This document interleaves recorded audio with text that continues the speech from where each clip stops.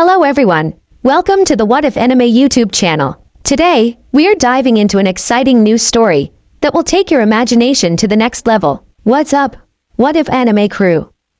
It's your host, and boy, do we have a wild ride today. Welcome to a brand new What If Naruto Uzumaki was reborn with the mysterious Arrancar bloodline, a power that could shake the shinobi world to its core? Before we dive in, if you're hyped for more epic stories like this, smash that subscribe button, hit the like, and share this with your squad. Let's spread the ninja love. No more waiting, let's jump into the hidden leaf and see what's cooking in Konoha. Konohagakure, the mightiest of the 5 great shinobi villages, buzzed with its usual chaos: kids darting through markets, ninja leaping across rooftops, and vendors haggling over ramen prices. It was as peaceful as a village of deadly warriors could get, its strength a legend that kept most enemies at bay. But legends don't stop forces of nature, and on one fateful night, a calamity crashed down on the hidden leaf, a force called the Kyuubi no Kitsune, the nine-tailed fox, a demon whose wrath could topple mountains. "Hold it back," roared a Jonin, his squad braced against the village gates, kunao gleaming under moonlight. "Keep it busy till the Hokage arrives." His words were cut short as a massive tail swiped, flattening him and his team under a cascade of ancient trees, the land of fire's forest groaning in protest. The Kyuubi's voice rumbled like thunder, its red eyes blazing. "Out of my way, human filth. Nothing stops me from that village." It tore through another defense line, claws ripping earth, but paused, sensing its target moving closer, not fleeing, but charging toward it. A puff of smoke erupted, and a colossal toad appeared, its pipe puffing clouds that rivaled the fox's chakra haze. Gamabunta, boss of the toad summons, stood tall, a dagger the size of a house strapped to his side. Atop his head was Minato Namikaze, the Yondaime Hokage, his white cloak with flame patterns billowing over his jonin gear, blonde hair spiking defiantly. His face was set, ready for war, but the Kyuubi's gaze locked not on him or the toad, but on the squirming bundle in his arms, a newborn, barely minutes old, crying faintly. "I'll crush you," the Kyuubi bellowed, its mountain-sized form lunging forward. Minato and Gamabunta didn't flinch, their calm a stark contrast to the chaos. They'd planned every step, and there was no turning back. "You sure about this, Gaki?" Gamabunta growled, his gruff voice hiding a softness for the young Hokage. Minato's blue eyes flickered with resolve. "I told Tsunade, Tobirama, and Kakashi this is the only way, short of handing over what it wants. We don't know why it's here, so that's no option." He sighed, the weight of his choice pressing down. "I just hope the village sees my son as the hero he'll be." Gamabunta chuckled, a deep rumble. "Don't sweat it. I'll tell Jiraiya to summon me. If anyone messes with the tadpole, I'll squash 'em flat." His tone sobered as the Kyuubi closed in, its tails whipping up a storm. "If you're doing it, do it now before that fox gets us." Minato nodded, his hands weaving a complex string of seals, blood-drawn Fujitsu marks glowing on his infant son's skin. Snake, ram, tiger, boar, his fingers flew, ending on snake. "Shiki Fujin," he shouted, invoking the forbidden technique to summon the Shinigami itself. The Kyuubi was no mere beast. Its power wasn't just raw strength, blinding speed, or chakra that could drown a village. It was cunning, a mind sharper than any mortal's.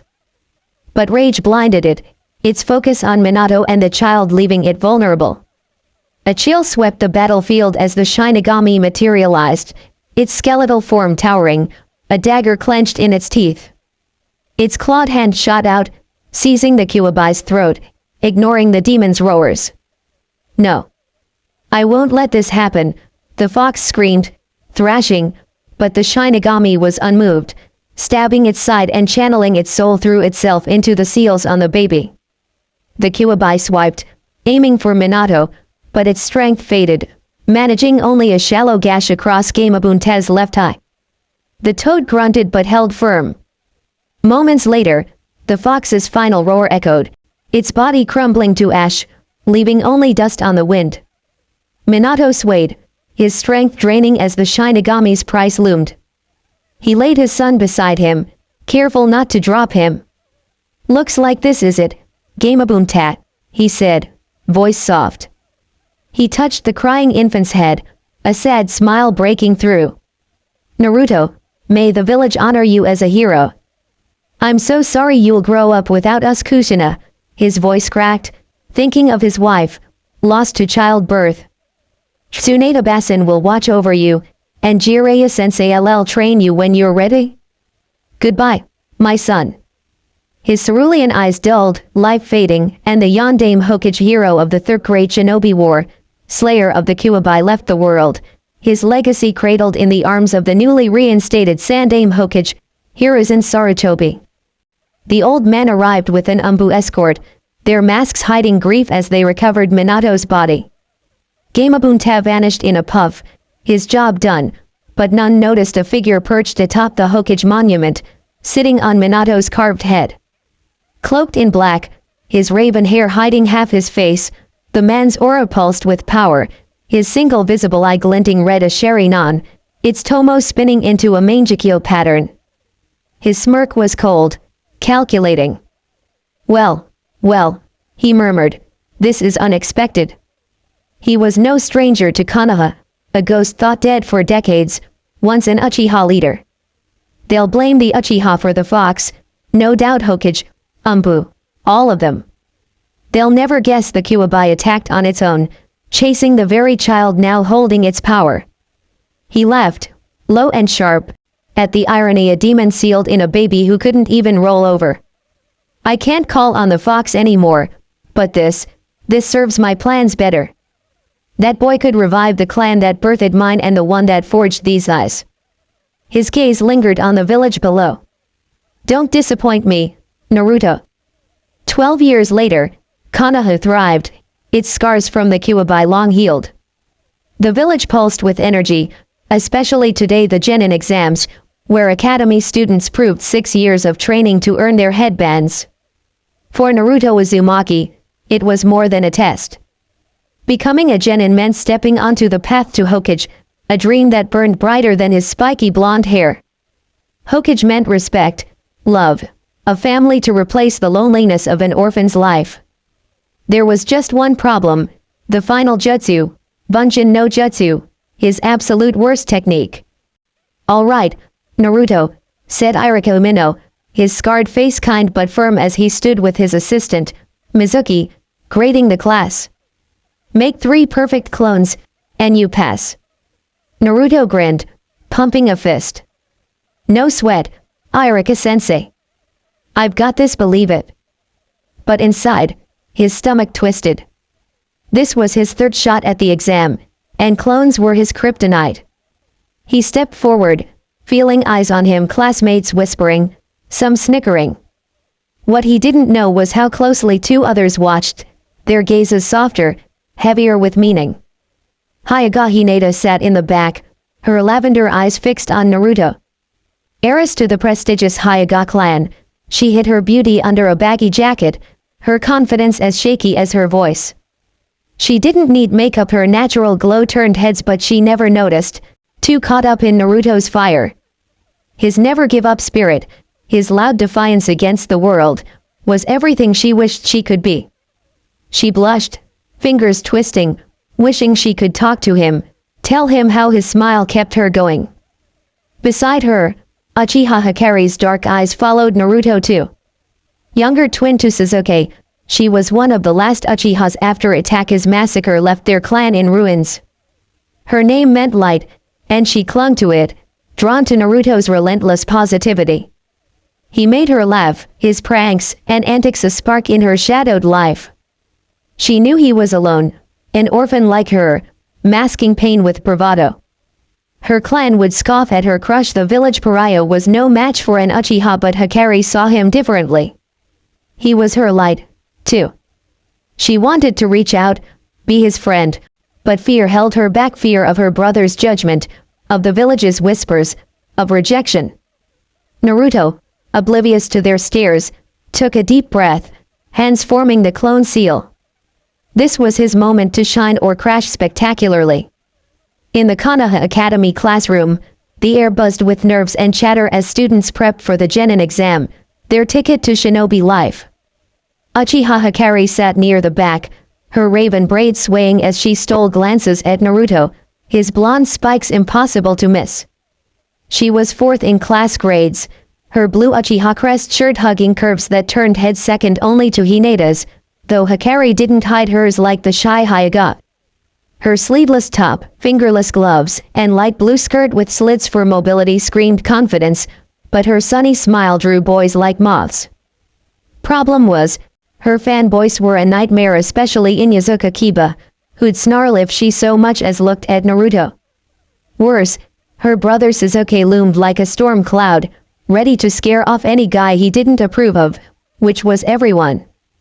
Hikari's heart tugged toward Naruto. His light matched her name, but clan rules, Sasuke's glare, and Kiba's posse kept her stuck, watching from afar. Hyuga Hinata, beside her, fidgeted, her lavender eyes locked on Naruto too.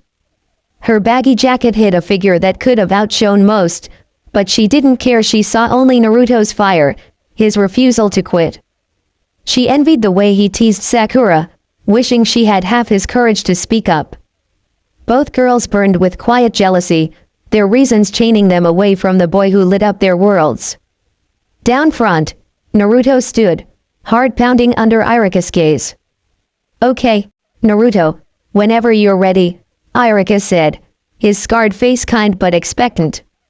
Mizuki, his assistant, smirked faintly, pen poised. Naruto took a deep breath, hands forming the ram seal, chakras swirling. A faint blue aura flickered, noticed only by Hinata, Hikari, Iruka, and a shadowed figure outside before he shouted, "Bunshin no Jutsu!" Smoke puffed, and one clone appeared, pale and wobbly, sprawled like it was begging for death. It wheezed faintly, though clones couldn't speak, and the class erupted in laughter. Hinata's heart sank, Hikari's smile faded, but four others stayed quiet. Sasuke, bored, Shikamaru, too lazy to mock, Koji, munching chips, and Spock, puzzled by the fuss. Iruka's patience snapped. Enough. His head swelled comically. Giant evil head no jutsu, a terror rivaling Guy's springtime of youth. The class froze, deer in headlights stares all around. Iruka softened, resting a hand on Naruto's shoulder. "I'm sorry, Naruto, but there's always next year." The words stung. Nobody graduated past 12, but Iruka hoped a spark of hope would keep Naruto going. Naruto nodded, head low, and trudged to his seat as Ino Yamanaka was called next. Class ended, and students spilled out, flashing new headbands to proud families. Hinata vanished with a stern Hyuga guard, Sasuke stormed off, but Hikari lingered, watching Naruto slump toward the academy's lone tree. He sat on the swing, its creak echoing his mood, as parents' whispers cut deep. "That's him, failed again. Good, maybe he'll quit." Naruto's fists clenched, his heart heavier than ever, and he stood to leave when a voice stopped him. "Hey, Naruto. Glad I caught you." Mizuki jogged up, his smile too wide. "Listen, I've got something big, could make you a genin." Naruto's eyes lit up. "Really?" Mizuki leaned in, voice low. "It's a secret remedial test, tougher than the regular one. Steal the forbidden scroll from the Hokage Tower, take it to a hidden spot, and learn one jutsu. If you pull it off before a jonin finds you, you pass." Naruto bounced, grin splitting his face. "I'm on it, Mizuki-sensei." "Believe it?" He sprinted off, mind racing with plans, missing Mizuki's mutter, "Gullible idiot." Neither noticed Hikari, who doubled back, her dark eyes narrowing as she overheard. Naruto crashed into a forest clearing, panting, the massive forbidden scroll strapped to his back. He dodged Umbu with every trick he knew, fake trails, smoke bombs, even a poorly tied rope trap, but Iruka was out there, and his teacher had a knack for finding him. No time to rest. "Let's see what's first," Naruto said, unrolling the scroll with a foxy grin. Kage Bunjin no Jutsu. Another clone jutsu. Ugh. But it was B rank, not academy level, so he got to work. To his shock, it clicked after 2 hours. He nailed it, summoning a perfect shadow clone that mirrored his every move. Yes, he cheered, just as a shout broke the quiet. Naruto. Arrancar dropped into the clearing, worry etched on his face. What were you thinking, stealing the scroll? Naruto grinned, undeterred. I'm taking the remedial test. Only learned one jutsu so far, but since you're here, check this out. Arrancar's brow furrowed. Remedial test? Naruto, there's no a sneer cut him off. Because I knew he'd fall for it. Mizuki landed above, 2 giant shuriken on his back, his smirk venomous. Arrancar's voice shook. Mizuki, why tell him about a fake test? Mizuki laughed, cold and sharp. Simple, Arrancar. Naruto's a sneak terrible grades, but he slips in and out like a ghost. You're the only one who catches him, so I used him to nab the scroll. Now I just need you both gone. Arrancar's fists clenched. What, Mizuki? We were friends. Mizuki's tone was casual, like he was discussing ramen. Power, obviously. That scroll's got Konoha's strongest jutsu. With it, I can have anything do anything. Naruto's proof of what power can do. Naruto blinked, fear creeping in. What are you talking about? Mizuki's grin turned sadistic. Your little secret, Naruto. Time you learned. Arrancar lunged forward. Mizuki, stop, it's forbidden. Mizuki ignored him, eyes gleaming. 12 years ago, October 10th, the Kuwabai attacked Konoha. The Yondaime couldn't kill it, he sealed it into a newborn. That kid. You, Naruto. Naruto's world tilted, shock rooting him as Mizuki hurled a giant shuriken. He didn't move, couldn't, until blood splattered his face. Arrancar, the shuriken buried in his back. Sensei. Naruto gasped. Arrancar coughed, leaning over him. Naruto, you're not the fox. You're my student, and I'd die to protect you. Run, now. Naruto's legs twitched, but something deep stirred a resolve he didn't know he had. No, he said, stepping in front of Arrancar, blue eyes burning. You'd give your life for me, Sensei. I won't let you. Arrancar's voice cracked. Naruto, this isn't time for heroics. If Mizuki gets that scroll, Mizuki cut in, smirking. Let the brat stay, Arrancar. Saves me hunting him later. He raised his second shuriken, but Naruto's glare stopped him cold. Listen, Mizuki, Naruto growled, I don't care why you want power, but you heard Arrancar sensei. I'm gonna make you pay and I'll be Hokage someday, believe it? As Mizuki threw the shuriken, a dark red light erupted around Naruto. He raised a hand, catching the blade barehanded. No blood, no flinch. Mizuki's jaw dropped. What? Arrancar and Mizuki felt it, a heavy chakra, Kuwabai-like but without its rage, pulsing with something ancient. Naruto stood taller, 3 inches added, muscles straining his too tight clothes. His green goggles were gone, replaced by a bone-white headband, and a massive claymore also bone hung on his back, chained by what looked like vertebrae. His eyes locked on Mizuki, a flicker of killing intent making the Chunin sweat. That all you got? Naruto asked, dropping the shuriken. A paper cut his only mark. I'm paying you back for Arrancar sensei 1,000 times over. He formed a cross seal, shouting, Kage Bunjin no Jutsu. Over 100 shadow clones flooded the clearing, a sea of Naruto's charging Mizuki. They swarmed, fists flying, delivering a beatdown that left the traitor bruised and gasping. The clones vanished, and Naruto staggered to Arrancar, grinning weakly. Told yet I learned it, sensei. He collapsed, exhausted, his body overwhelmed by the sudden changes. Naruto. Arrancar tried to move, but his wound pinned him. Hooves thundered. The Hokage arrived with two Umbu, their masks glinting. Good to see you alive, Arrancar, Hiruzen said, nodding. Bird, dog, get him to the hospital. I'll handle Naruto. He lifted the boy. His crystal ball's visions confirmed that bone, that chakra, was no ordinary power. He felt another presence fleeing trouble for later. For now, Naruto needed him, and Hiruzen sighed, loving the kid like family but dreading the paperwork avalanche ahead. Arrancar called out, untying his worn headband. Hokage-sama, wait. He tossed it, and Hiruzen caught it.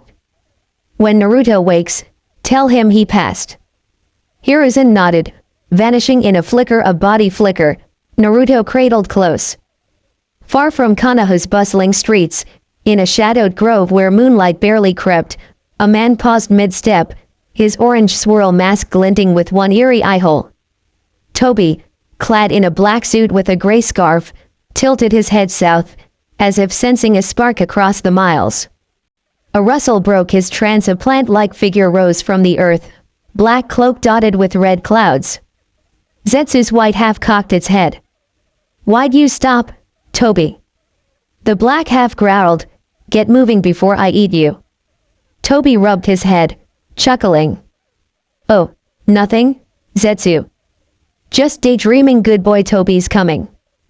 But inside, Obito Uchiha masked as Toby grinned wickedly. His Mangekyo Sharingan had felt it, Naruto Uzumaki's power stirring, the Arrancar bloodline waking. One step closer, he thought. Grow strong, Naruto, strong enough to honor your ancestors. We'll meet soon, but first, revive the Arrancar's glory. Back in Konoha, the Hokage Tower hummed with quiet urgency. Hiruzen Sarutobi, the Sandaime, settled Naruto onto his office couch, the boy's bone-white headband and claymore glinting under lamplight. Hiruzen's pipe glowed as he called, Tiger. Shadows shifted, and an Umbu in a tiger mask materialized, kneeling. You summoned me, Hokage-sama. Hiruzen exhaled smoke, his voice firm. I need you and your best Umbu to summon the entire council for an emergency meeting tomorrow morning, no exceptions. Tiger's mask hid his shock, but his tone betrayed it. The entire council, sir. That's only called for village-wide crises. Hiruzen nodded, glancing at Naruto's sleeping form. Exactly, Tiger. You'll personally notify the Shinobi Council if they're free. Send Cat for the clan heads, Bear for the civilians. Tiger hesitated. Is this about? He nodded at Naruto. Hiruzen's eyes softened. It is, but your talents won't be needed yet. Go, orders are orders. Hi, Hokage-sama, Tiger said, vanishing in a flicker of body flicker. Hiruzen sighed, tackling a stack of paperwork, but 15 minutes in, a groggy voice broke the silence. Ugh, what hit me? Where am I? Naruto sat up, rubbing his eyes, his bone headband askew. Hiruzen set down his pen, offering a grandfatherly smile. Good to see you awake, Naruto. The boy blinked, panic creeping in. Ajisen? Why am I in your office? Wasn't I in the forest? Where's Arrancar-sensei? His voice spiked, recalling Arrancar's bloodied back. Hiruzen moved to his side, a hand on his shoulder, easing him down. Calm down, Naruto. I brought you here after you passed out from exhaustion. Arrancar's in the hospital, getting treatment. He'll be fine. Naruto's brow furrowed, piecing it together. Okay, but what happened? I stole the forbidden scroll, learned Kage Bunshin. Arrancar-sensei found me. Mizuki tried to kill him, his memory blurred. I got this urge to fight, like a rush of strength, and I used Kage Bunshin to pound Mizuki. I won, right? It's kind of fuzzy. Hiruzen nodded, his pipe puffing softly.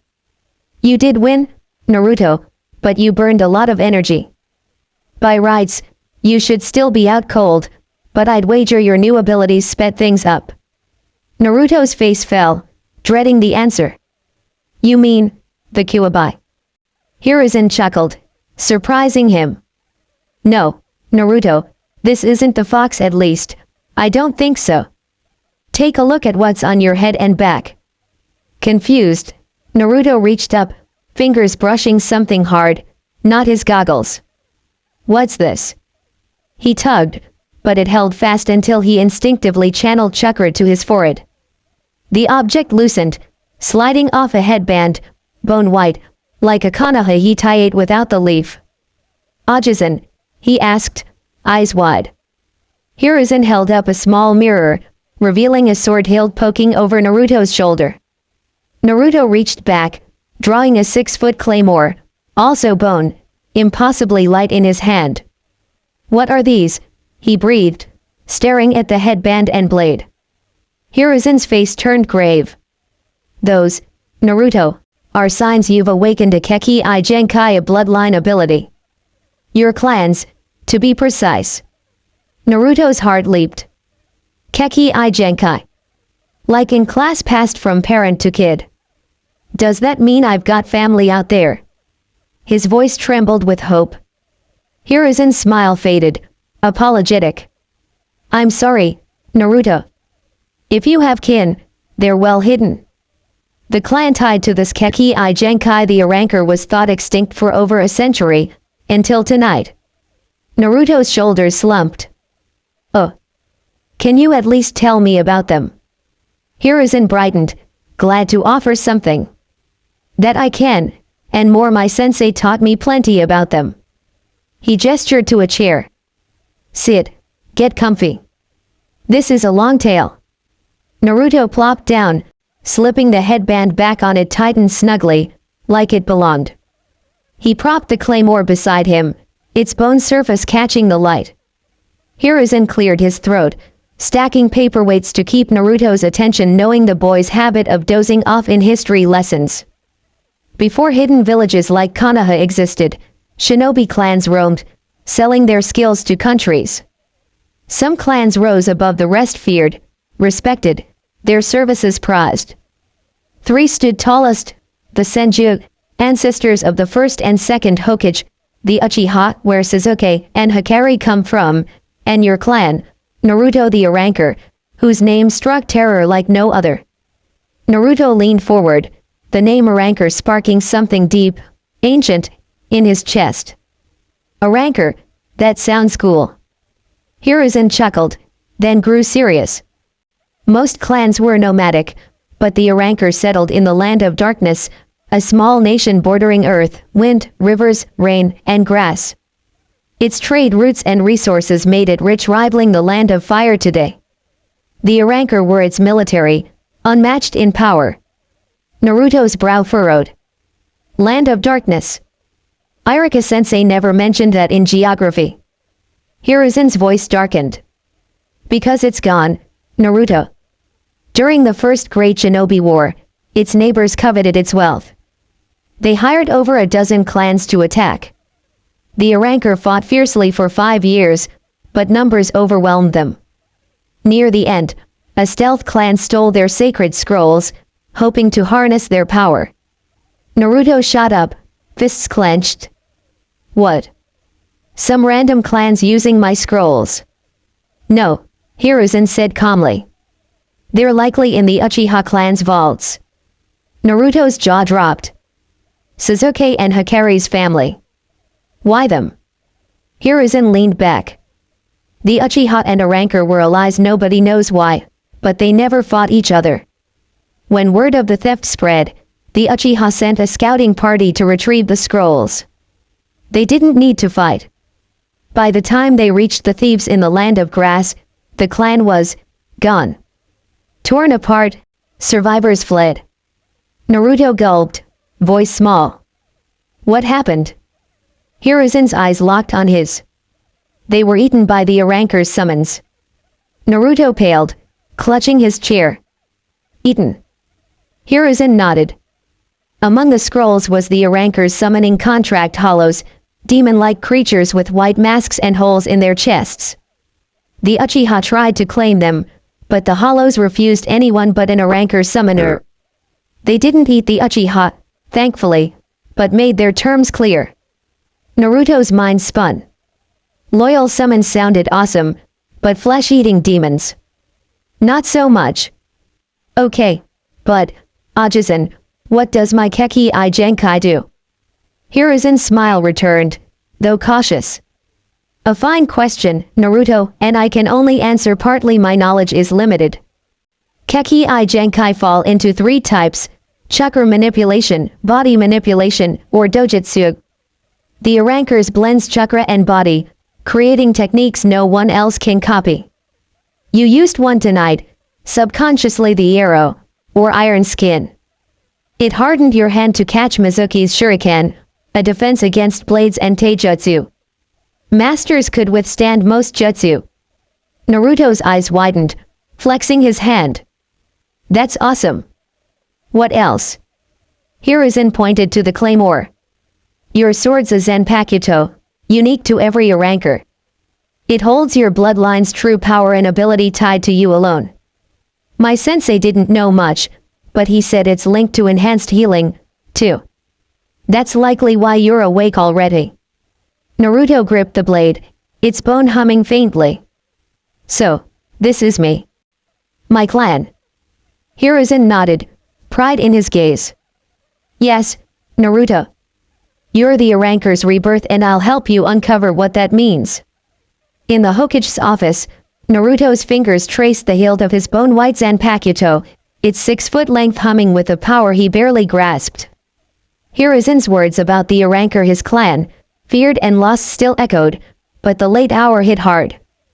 It's getting late, Naruto, Hiruzen said, puffing his pipe.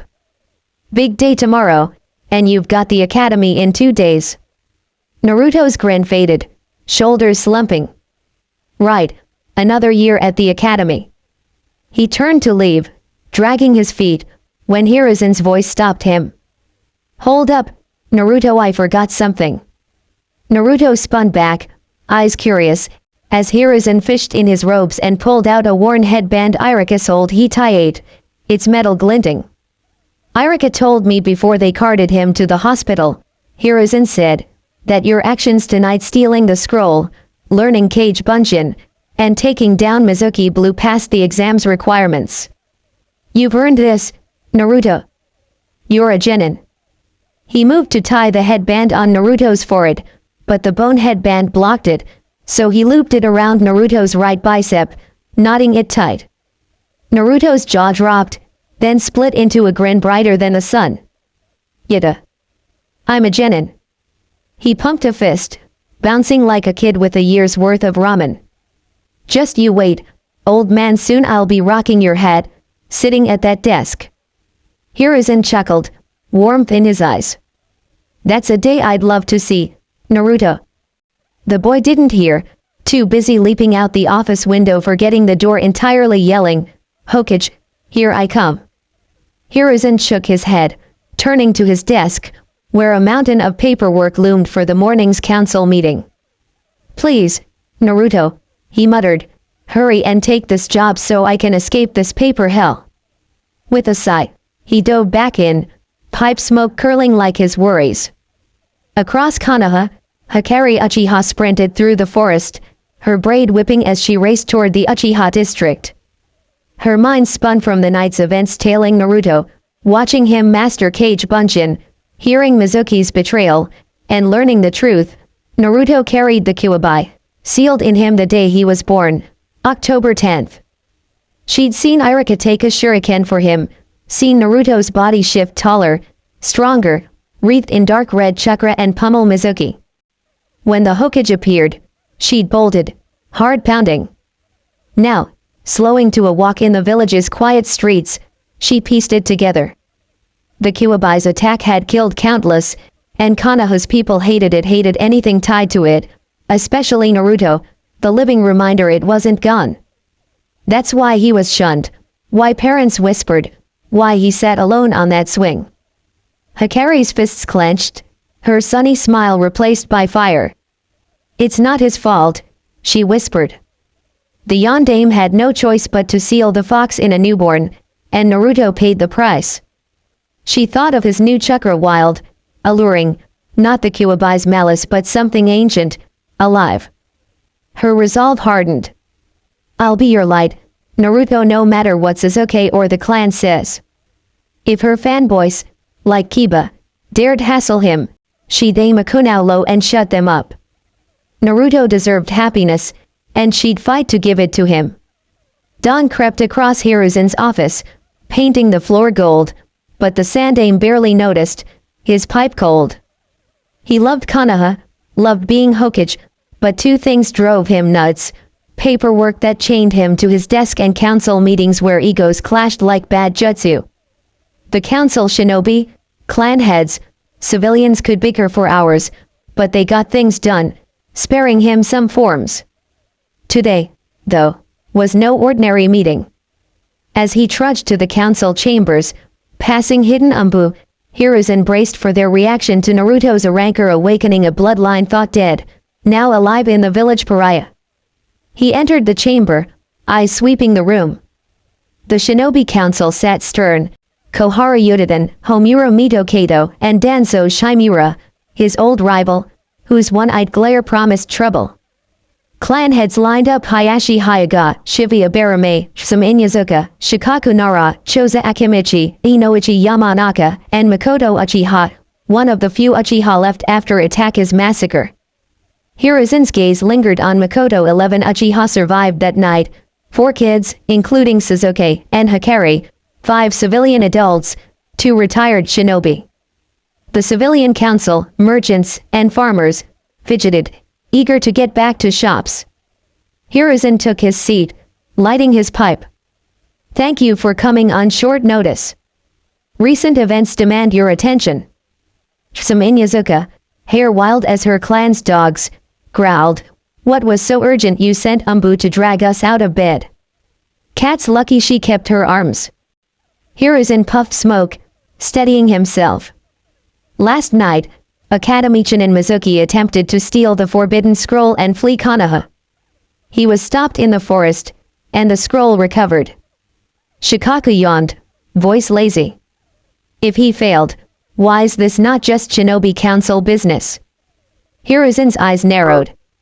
Because Mizuki tricked an academy student to steal it for him. Who?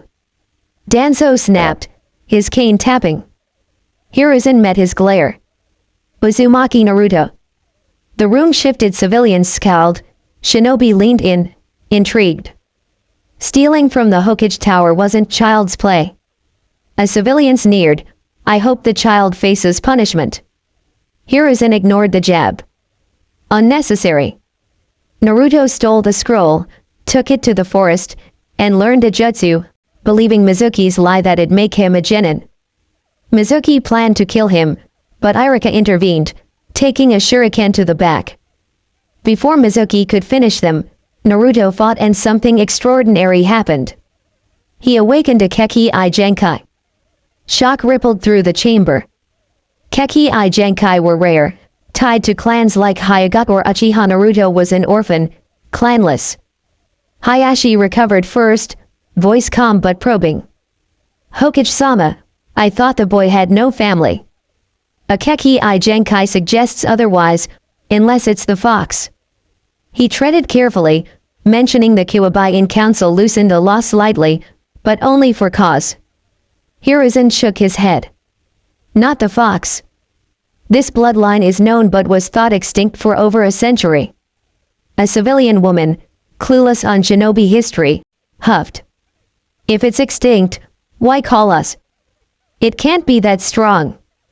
Hiruzen's pipe glowed. You're wrong. This bloodline was the strongest of its era, only lost because 5 nations ganged up on it in the First Great Shinobi War. Koharu's eyes widened, catching his drift. Sarutobi, you don't mean... Hiruzen nodded, scanning for reactions. Someone else had seen Naruto's fight, and he needed to know who. I do.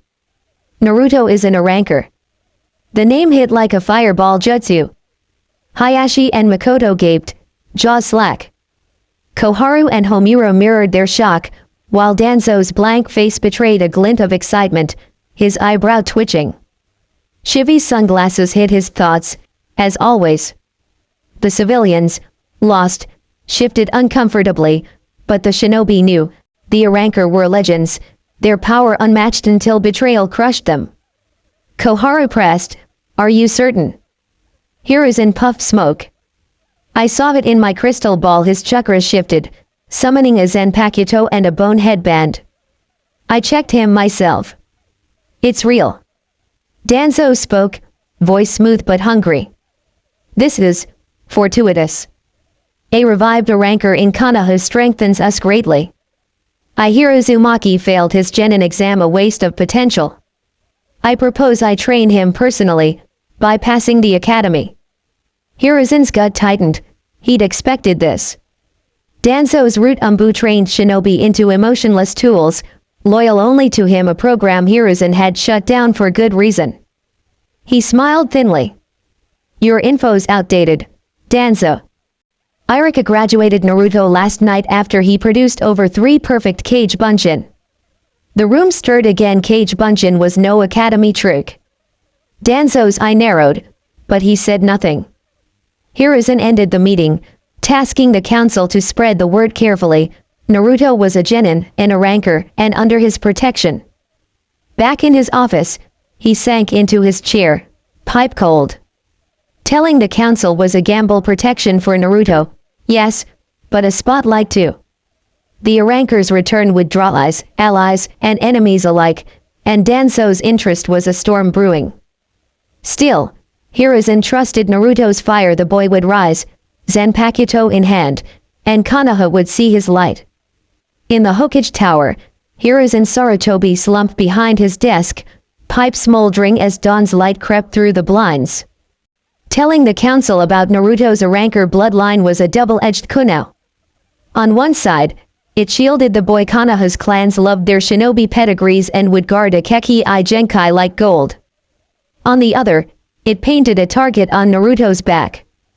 Ambitious clans, power-hungry shinobi, even foreign villages. Once word spread, they'd either court him or bury him to keep Konoha from growing stronger. Hiruzen sighed, eyeing a fresh stack of paperwork. "No rest for the old," he muttered, grabbing a scroll listing the new genin teams. He scanned it, frowning. Naruto's name was missing. "Guess we'll fix that," he said, dipping his brush. The academy instructors had drafted balanced squads, but Naruto's late graduation threw a wrench in their plans.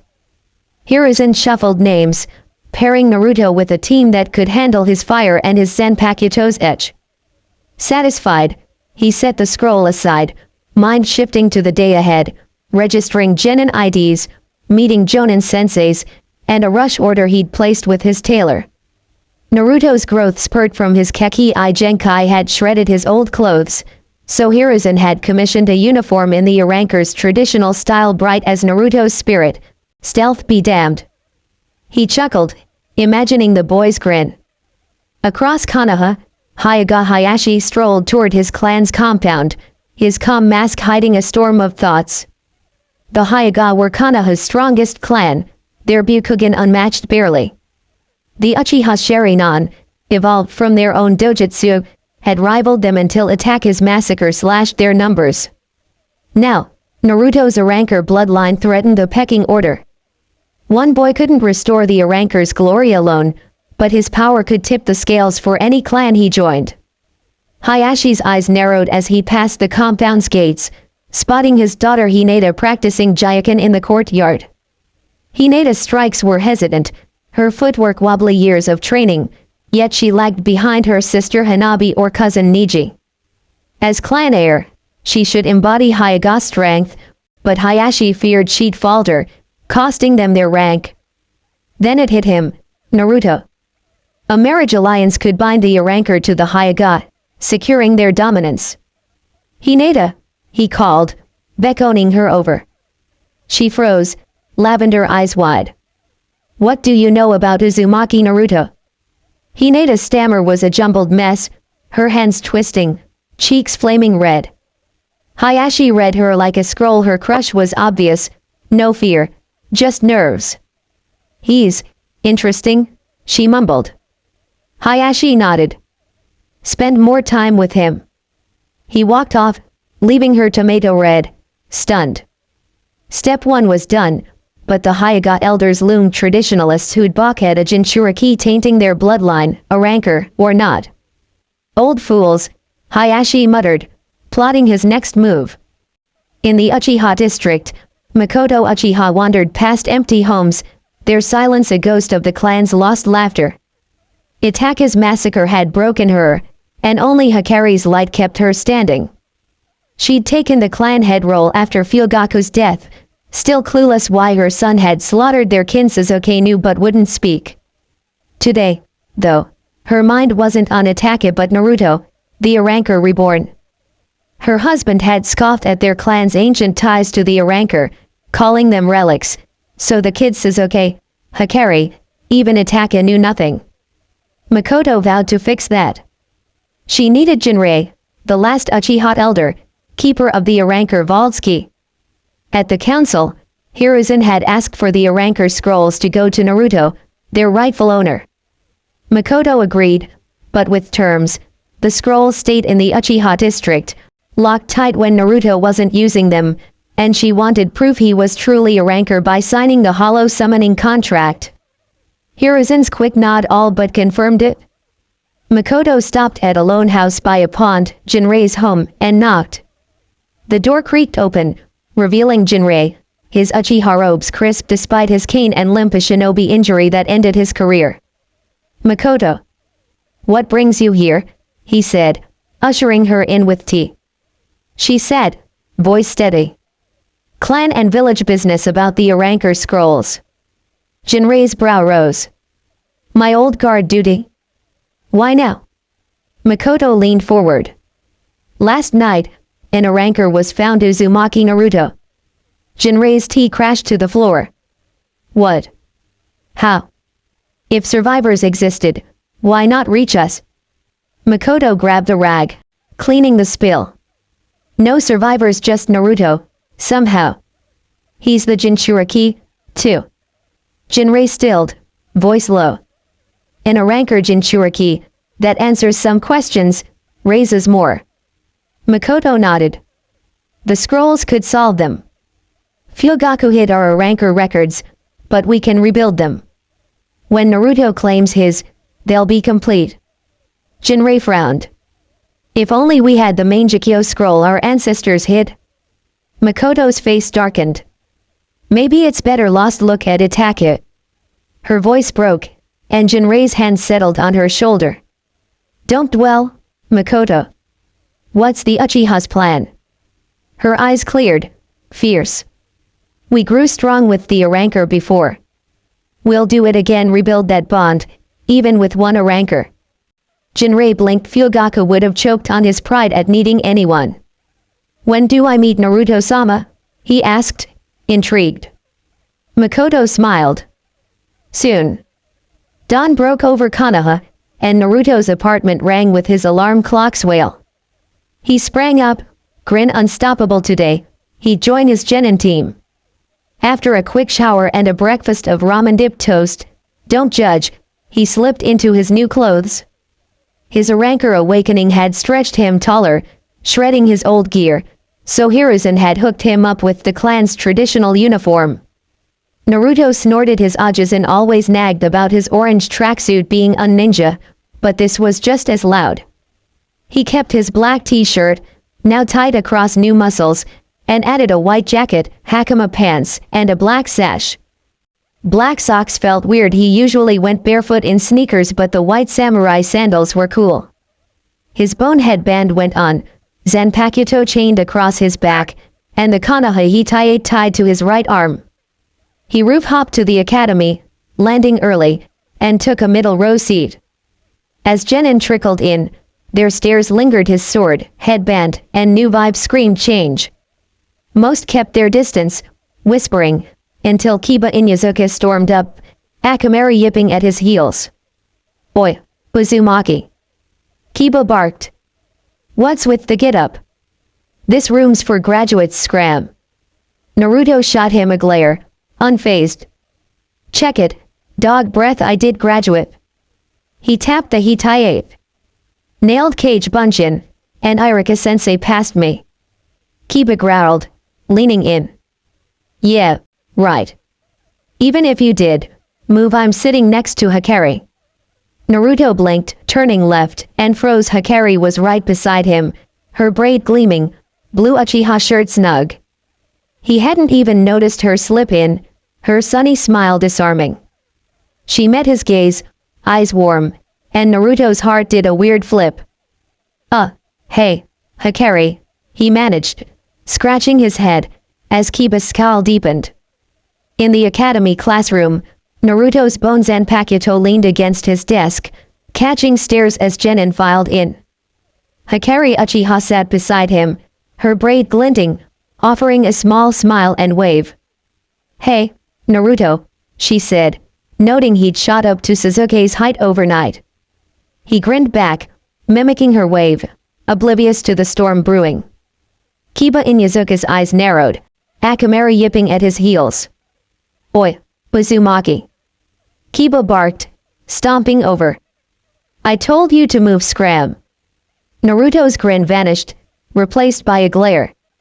In a flash, he stood atop the desk, nose to nose with Kiba, blue eyes blazing. Listen, dog breath, I was here first.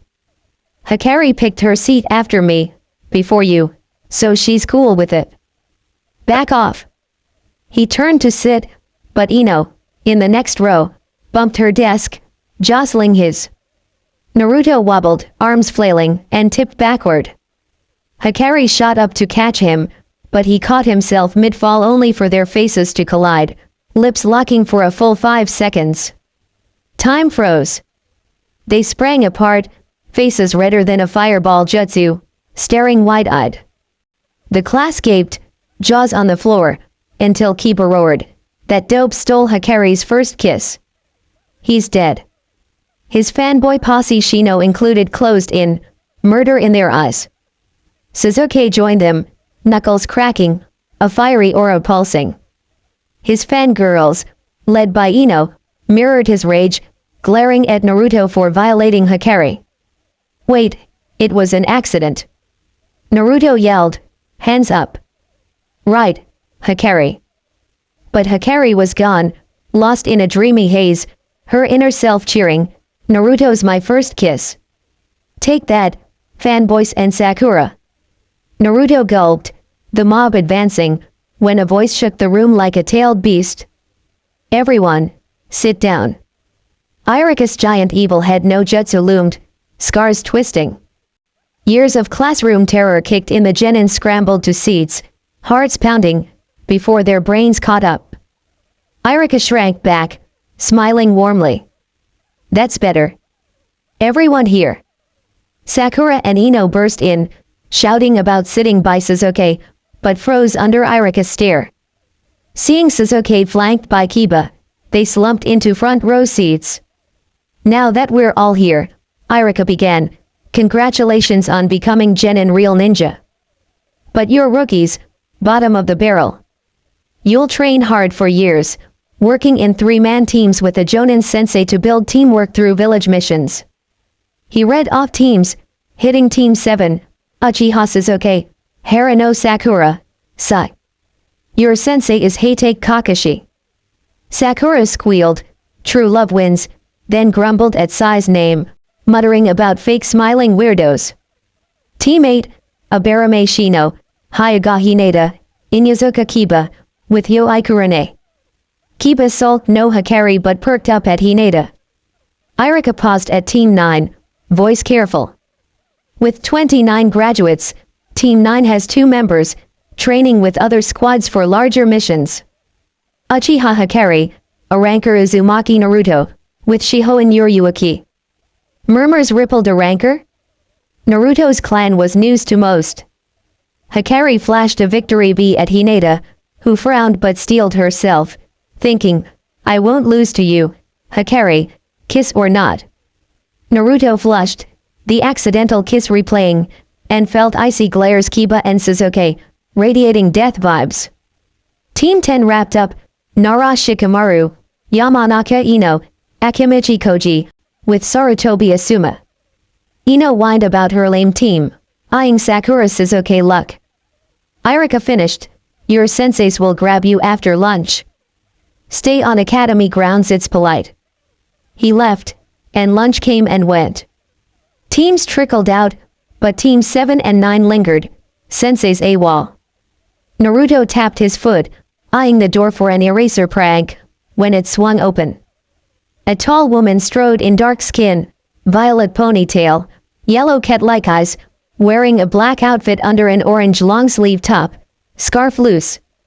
Behind her, dragged by his ear, was a silver-haired man in a jonin vest, mask up, Hitae tilted Kakashi, wincing.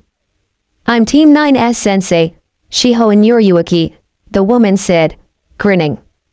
Sorry we're late, I had to stop Kakashi from ditching you for 3 hours.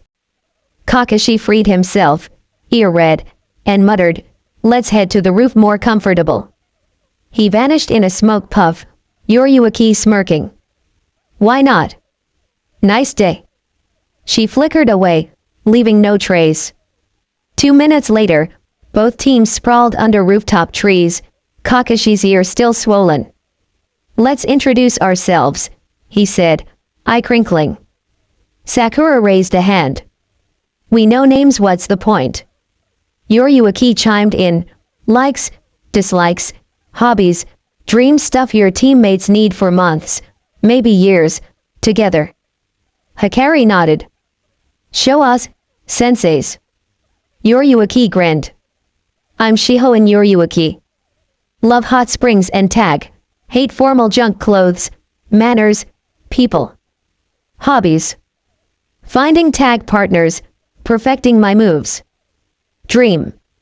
Reuniting with my old genin team and sensei.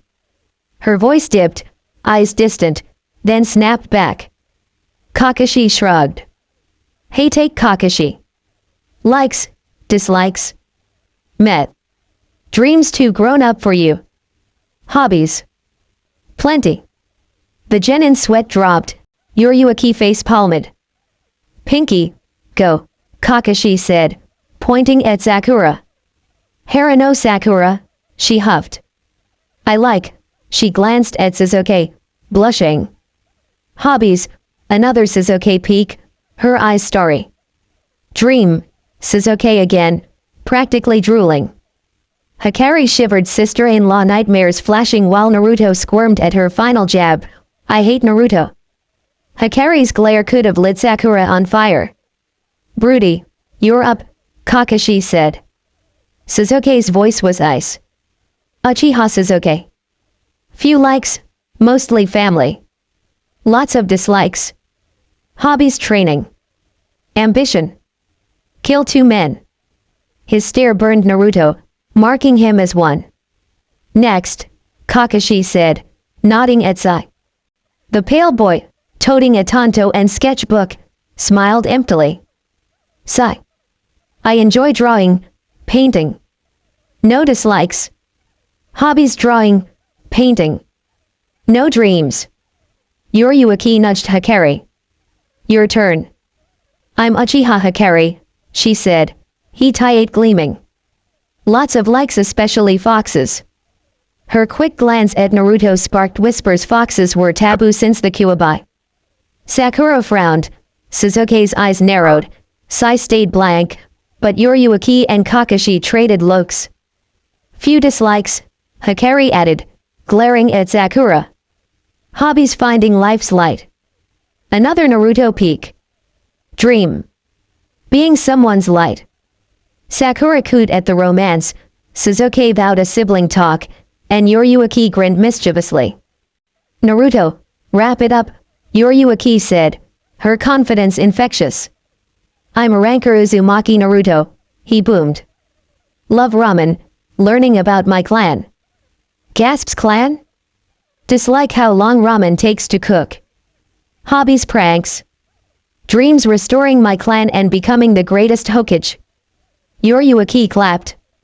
Love the fire, Naruto, hope it holds for your genin test. He blinked. Test? Irika-sensei said I passed. Sasuke sneered. Guess you're a dope. Hikari tensed, fearing Naruto's team spot was shaky. Kakashi raised a hand. Sasuke's wrong, you're all testing, not just Naruto. Sakura and Sasuke yelped. What? Sakura stammered. We passed with flying colors. Yoriyuki giggled. That was just for basic skills. The Jonin test decides if you stay genin. Kakashi added, it's got a 66% failure rate, only a third move on. The rest. Back to the academy. Gasps echoed, but Yoriyuki stood, eyeing her team. It's early, so I'll test you now, Hikari, Naruto. Training ground 9, 15 minutes. She vanished, no smoke, just gone. Kakashi yawned. Team 7, training ground 7, 6 a.m. tomorrow. Skip breakfast, you'll puke. He puffed away.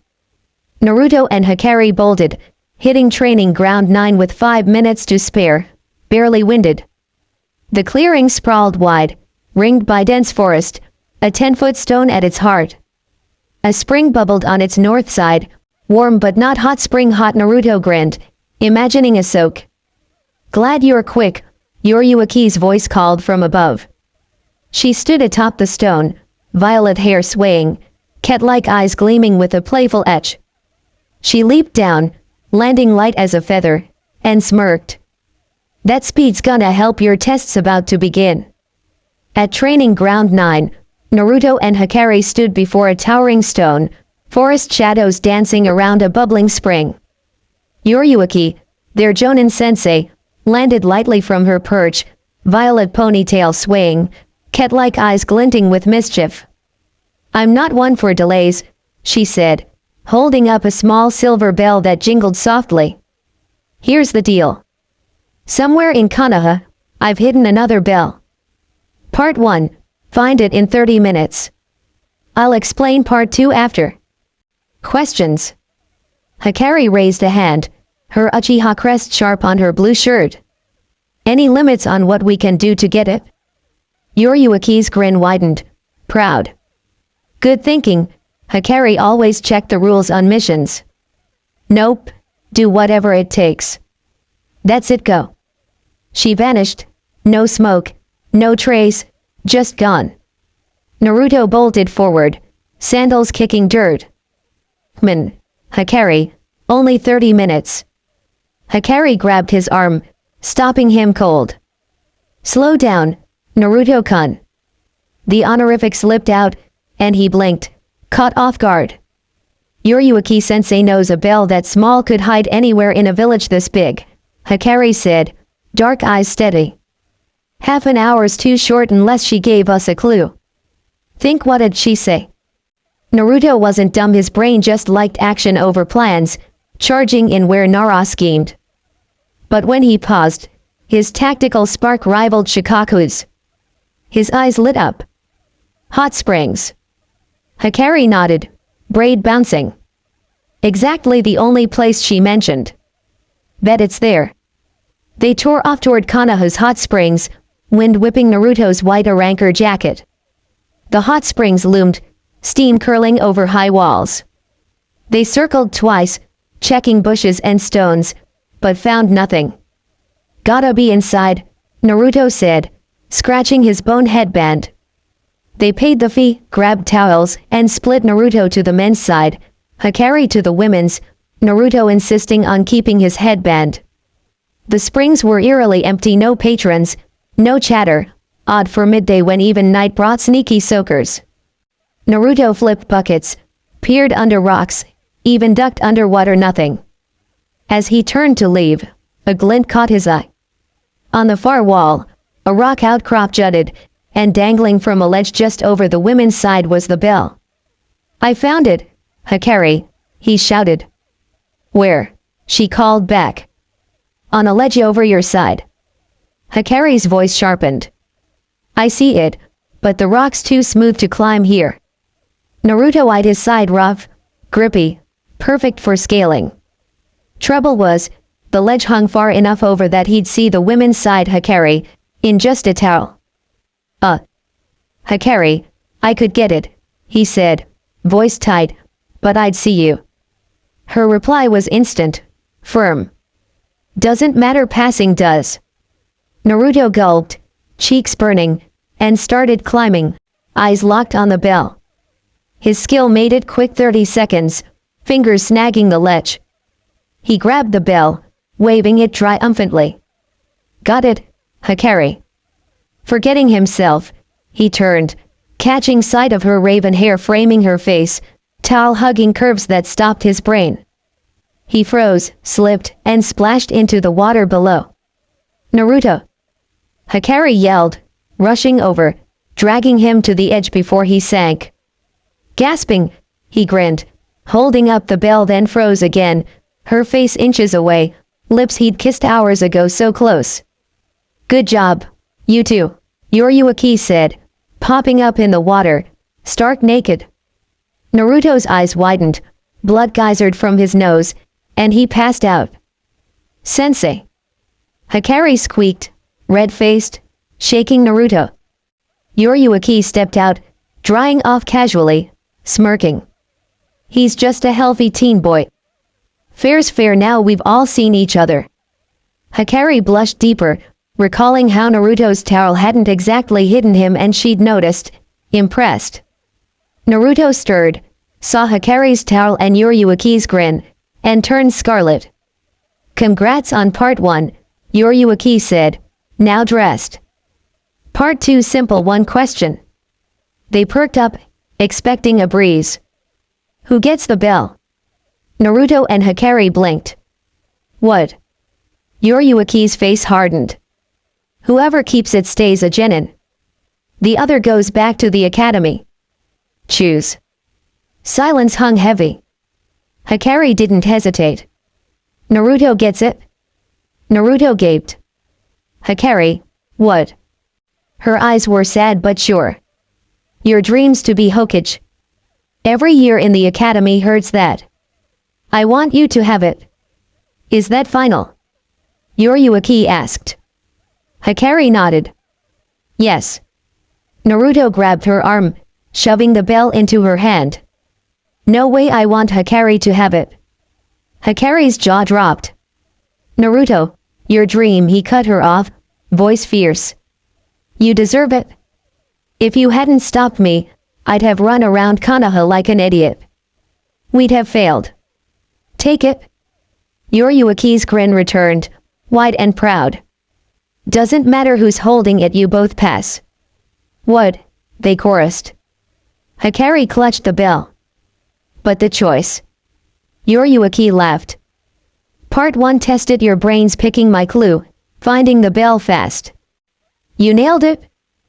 Part 2 was the real deal, your hearts. Some ninja ditched their team for glory, leaving friends to die. You both chose to sacrifice for each other. That's what makes a Konoha shinobi.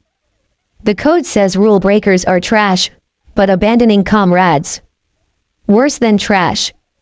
Her eyes softened, a flicker of old pain, then snapped back to playful. Now scram before the springs reopen and the women pummel Naruto for peeking. Training ground 9, 8 a.m. tomorrow. They blushed, realizing their towel-clad state, and bolted, Reawakens' laughter chasing them. Later, Naruto and Hikari walked a quiet path home, the village settling into dusk. At a bridge where their paths split, Naruto turned. See ya tomorrow, Hikari. Her voice stopped him. Naruto, can we talk? He pivoted, curious. Sure, what's up? Hikari took a deep breath, stepping closer, nerves tight. About the night you stole the forbidden scroll. Naruto's stomach dropped. How do you know about that? Hikari's eyes held steady. I followed you. Saw everything, Kage Bunshin, your change, the fight with Mizuki. Heard about the Kuwabai. His face paled, bracing for rejection, but she pressed on.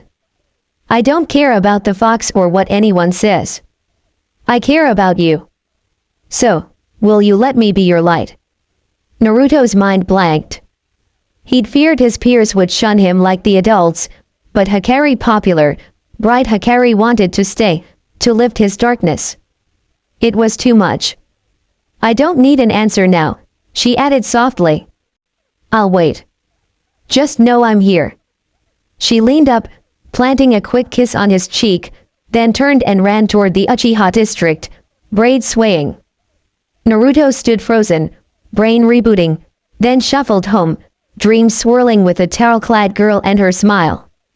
Hikari reached her house, heart racing, and found Sasuke waiting, arms crossed, eyes stormy.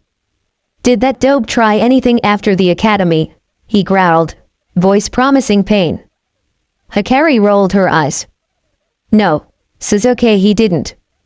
We passed our test, talked, that's it. True enough, the kiss was her move, the fall an accident. Humph, Sasuke muttered. I don't trust him. Stay away. Their mother, Makoto, stepped into the room, her presence calm but commanding. Stay away from who, dear? Sasuke's griping about my teammate, Hikari said, smirking. Being an overprotective brother. Makoto raised a brow. And who's this teammate? Sasuke scoffed. That dope, Arrancar Naruto. Makoto's face lit up. Naruto-sama? Perfect. Hikari being on his team makes things easier. Both kids froze, thrown by the honorific. Naruto-sama. Sasuke choked, baffled. Why? Makoto's smile was warm but firm. I plan to rebuild our clan's bond with his. Hikari's pulse quickened, sensing opportunity, while Sasuke frowned. What bond? Hikari asked, barely containing her excitement. Makoto's voice grew solemn. A few nights ago, Naruto-sama was revealed as an Arrancar. You'd know this history, but your father ended those lessons, called them pointless. The Arrancar birthed the Uchiha. Their power turned the Byakugan into the Sharingan, forging our clan. For centuries, we were their vassals, growing strong under their banner until they freed us. Sasuke's jaw tightened, pride stinging, but Hikari's grin threatened to split her face, her inner self cheering, Naruto's clan made ours. Makoto pressed on. When the Uchiha are at our weakest, an Arrancar returns, thought extinct. It's a sign. As clan head, I'll make us vassals again.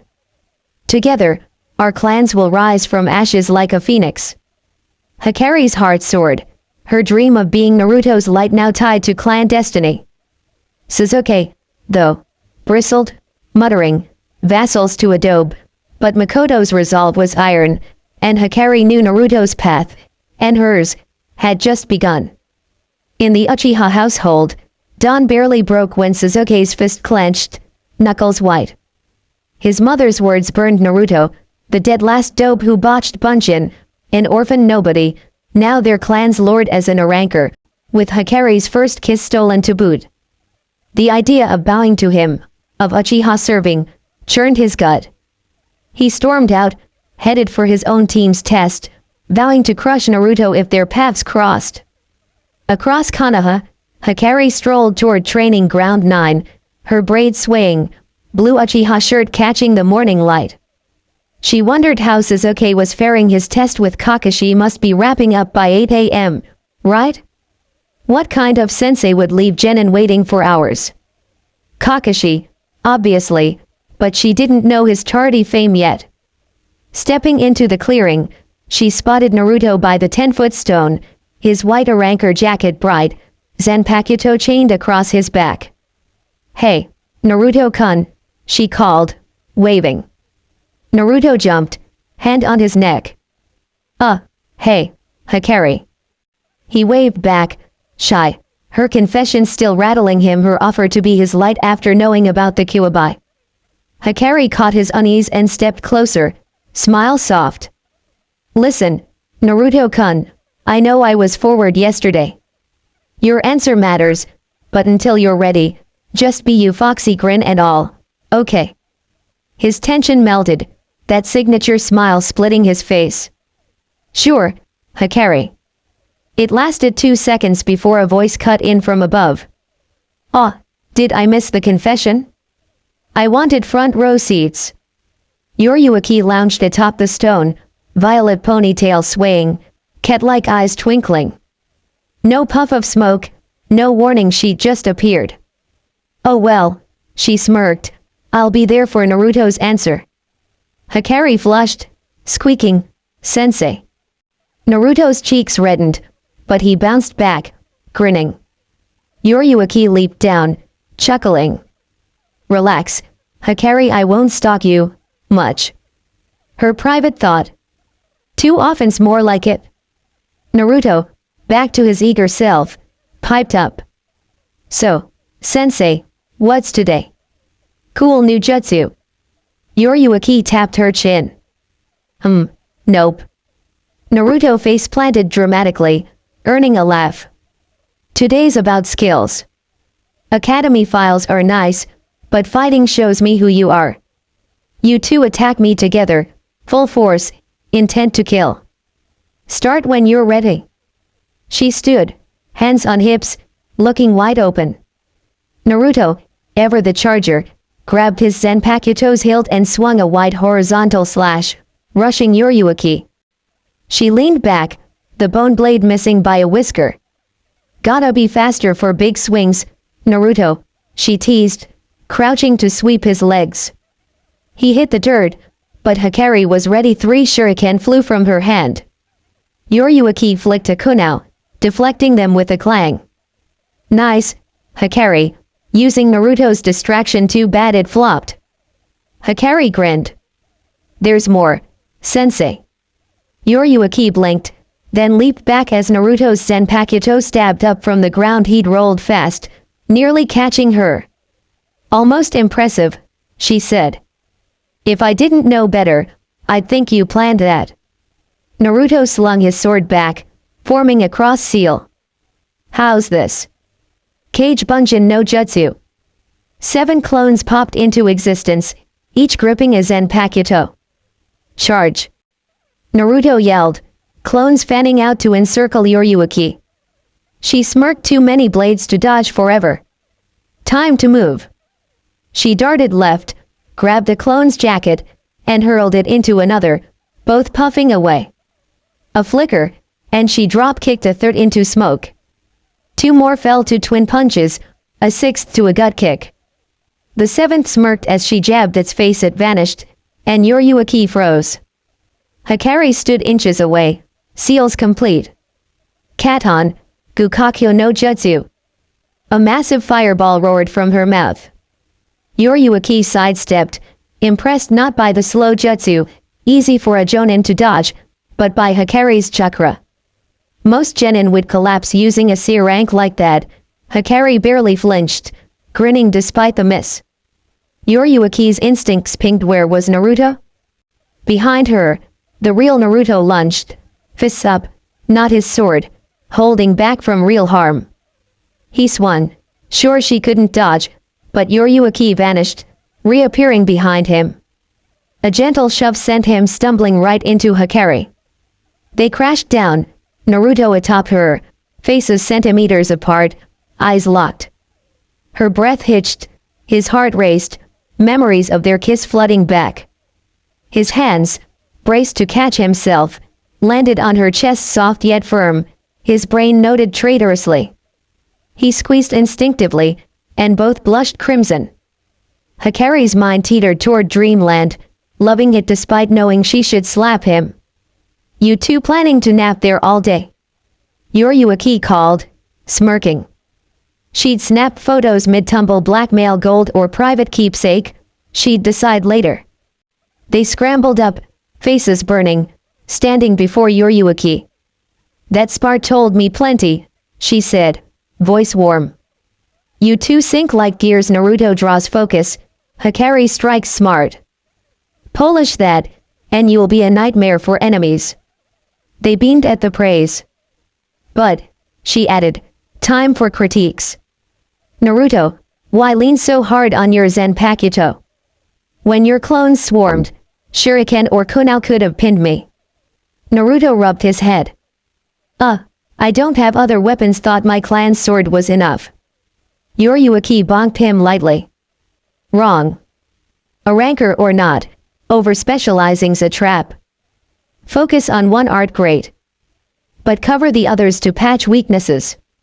Zanpakuto's unique, most shinobi won't know how to counter it. But close range only. Risky. Mix in projectiles for balance. Naruto nodded, sheepish but eager. Yoriyuki turned to Hikari. You used Gukaku, any other jutsu besides Academy Basics? Hikari shook her head. Why stick to distance, letting Naruto tank? Hikari's braids swayed as she answered. I'm better with projectiles, outscore even Suzuki. Chunin instructors said my taijutsu form's solid but lacks power, so I back Naruto up from range. Yoriyuki nodded. Support's key, and trusting your teammates huge. But leaning on Naruto for protection can make you dependent. If he's down, you're exposed. She struck a thinking pose, then clapped. Can't be helped, first stop today's getting Naruto weapons. I know just the place. Before they could blink, Yoriyuki grabbed their hands. The world blurred, trees, streets, sky streaking past in a heartbeat. Their feet hit ground, but Hikari swayed, clutching her stomach. Naruto steadied her, already grinning. What was that, sensei? He asked, buzzing. Yoriyuki scratched her cheek, sheepish. Oops, forgot how Shunpo messes with newbies. It's Flash Step, an A-rank speed jutsu I've mastered over years. Faster than body flicker, trickier control. Hikari, green-faced, muttered, teach us that. Naruto bounced. Yeah, well yeah. Yoriyuki laughed. Maybe if you've got the chakra and control. Only a handful know it. I'm the only one who can sustain it in a fight. Her pride shone, but she waved it off. Enough chat, daylight's burning, and we're not just chopping. She led them into a bustling shinobi district, shops crammed with ninja gear. A Kimikirun stall sold food pills, blood boosters, and chakra-reviving soldier pills. Others hawked rations, camping kits, radios, sealing scrolls. Weapon stores gleamed with Fuma's shuriken, oversized kunao, nunkaku, spears. Yoriyuki steered them to a tucked-away shop, its sign faded but welcoming, promising tools as unique as Naruto's bone blade. Naruto, Hikari, and Yoriyuki stood before a modest shop in Konoha's shinobi district, its traditional wooden facade exuding age and craft. Smoke curled from a chimney out back, hinting at a forge still alive. A simple sign by the door read Higurashi Weapons, Standard and Custom. Naruto's eyes widened as they stepped inside, letting out a low whistle. Racks lined the walls, brimming with steel kunao and shuriken up front, gleaming and familiar. Deeper in, weapons grew larger, windmill shuriken, their four blades folded like deadly fans, makeabishi spikes for traps, senbon needles glinting with precision. To the right, blades of every size shone, daggers, katanas, even a single massive zanbato, its weight daring anyone to lift it. Beyond were oddities, spears, naginatas, maces, and clubs too bulky for most ninja missions, each a testament to craftsmanship. Okay, Naruto, Yoriyuki said, steering him toward the throwing weapons. We're grabbing shuriken and kunao that suit your style.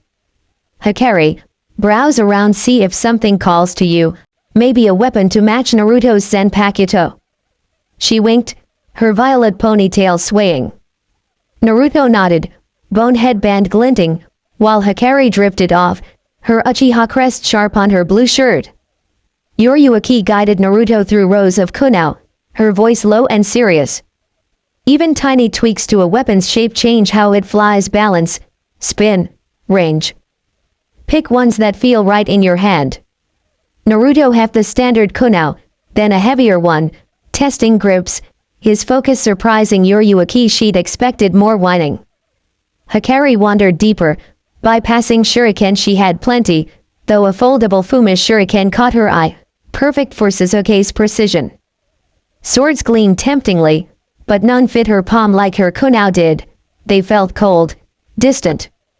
Spears and naginatas intrigued her long reach, deadly arcs, but hiding them was a nightmare. A sword you could sheath. A spear?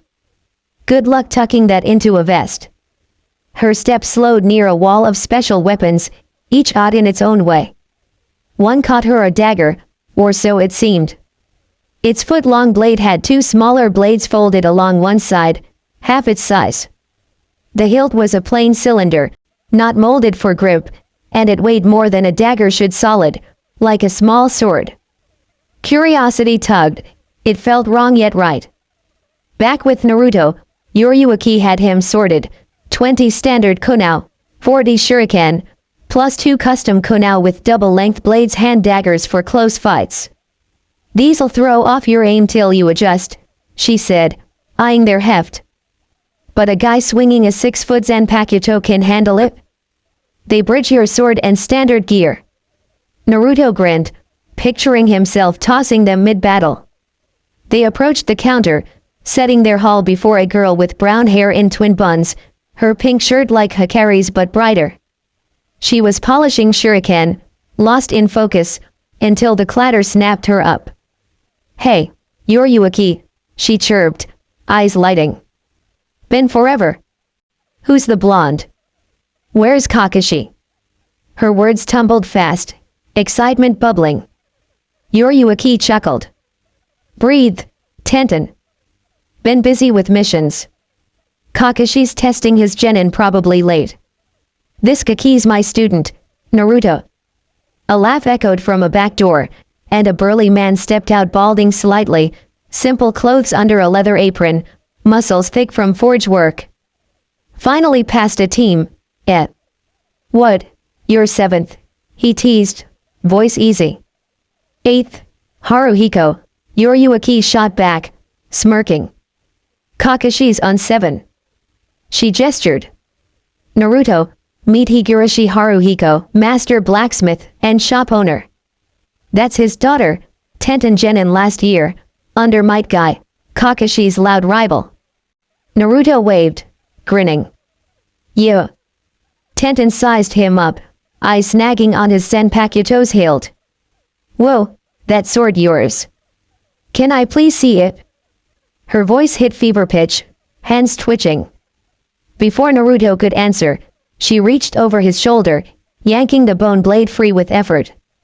"Incredible," she gasped, turning it.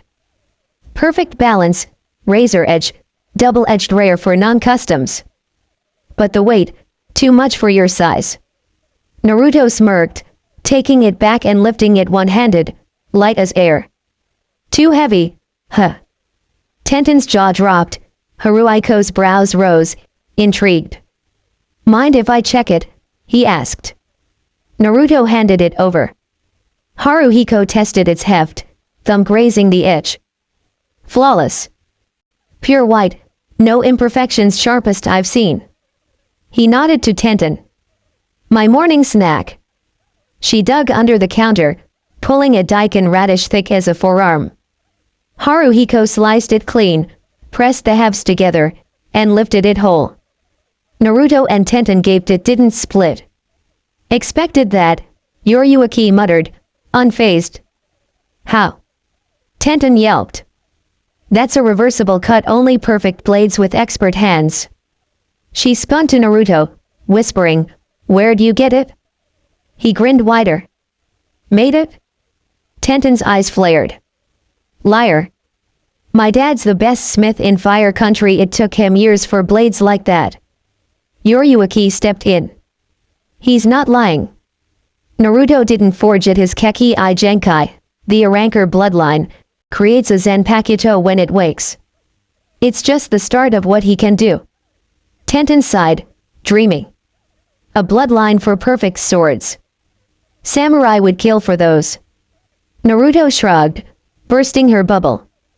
"Sorry, Tenten, only one Zanpakuto per Arrancar.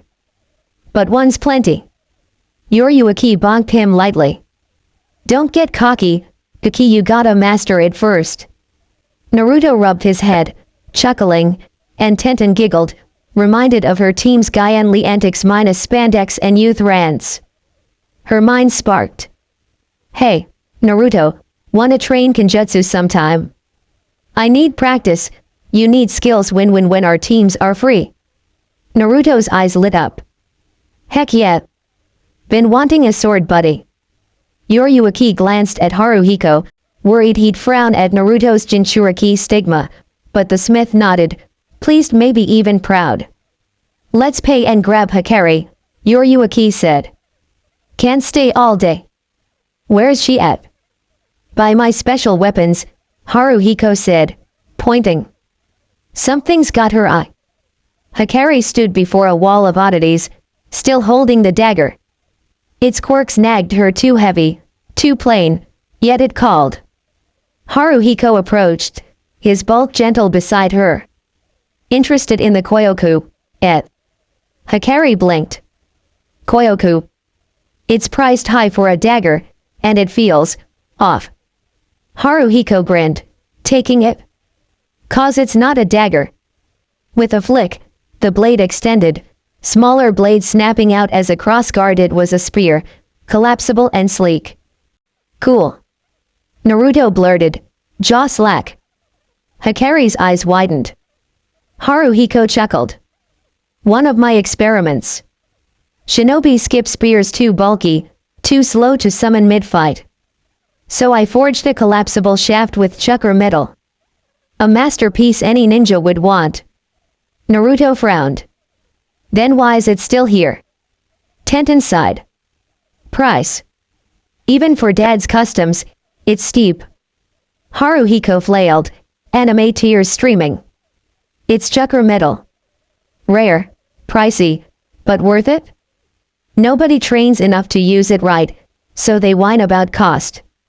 Hikari tilted her head. Chakra metal, sensei. Yoriyuki explained, steel infused with chakra during smelting costs a fortune. Normal chakra does nothing, but elemental chakra? Fire heats it to burn, lightning electrifies, wind sharpens invisibly. Regular metal breaks under that power, chakra metal thrives. Naruto nodded, half lost, vowing to ask about elements later, kicking himself for napping in class. Can my Zanpakuto do that? He wondered. Haruhiko puffed up. Koyoku's my pride won't sell for less than asking. Hikari's voice was firm. I'll take it. Haruhiko blinked, stunned. What? Yoriyuki raised a brow. Hikari smiled. You said find a weapon to complement Naruto's Zanpakuto. Koyoku's it ranged to his close-up, subtle to his flash.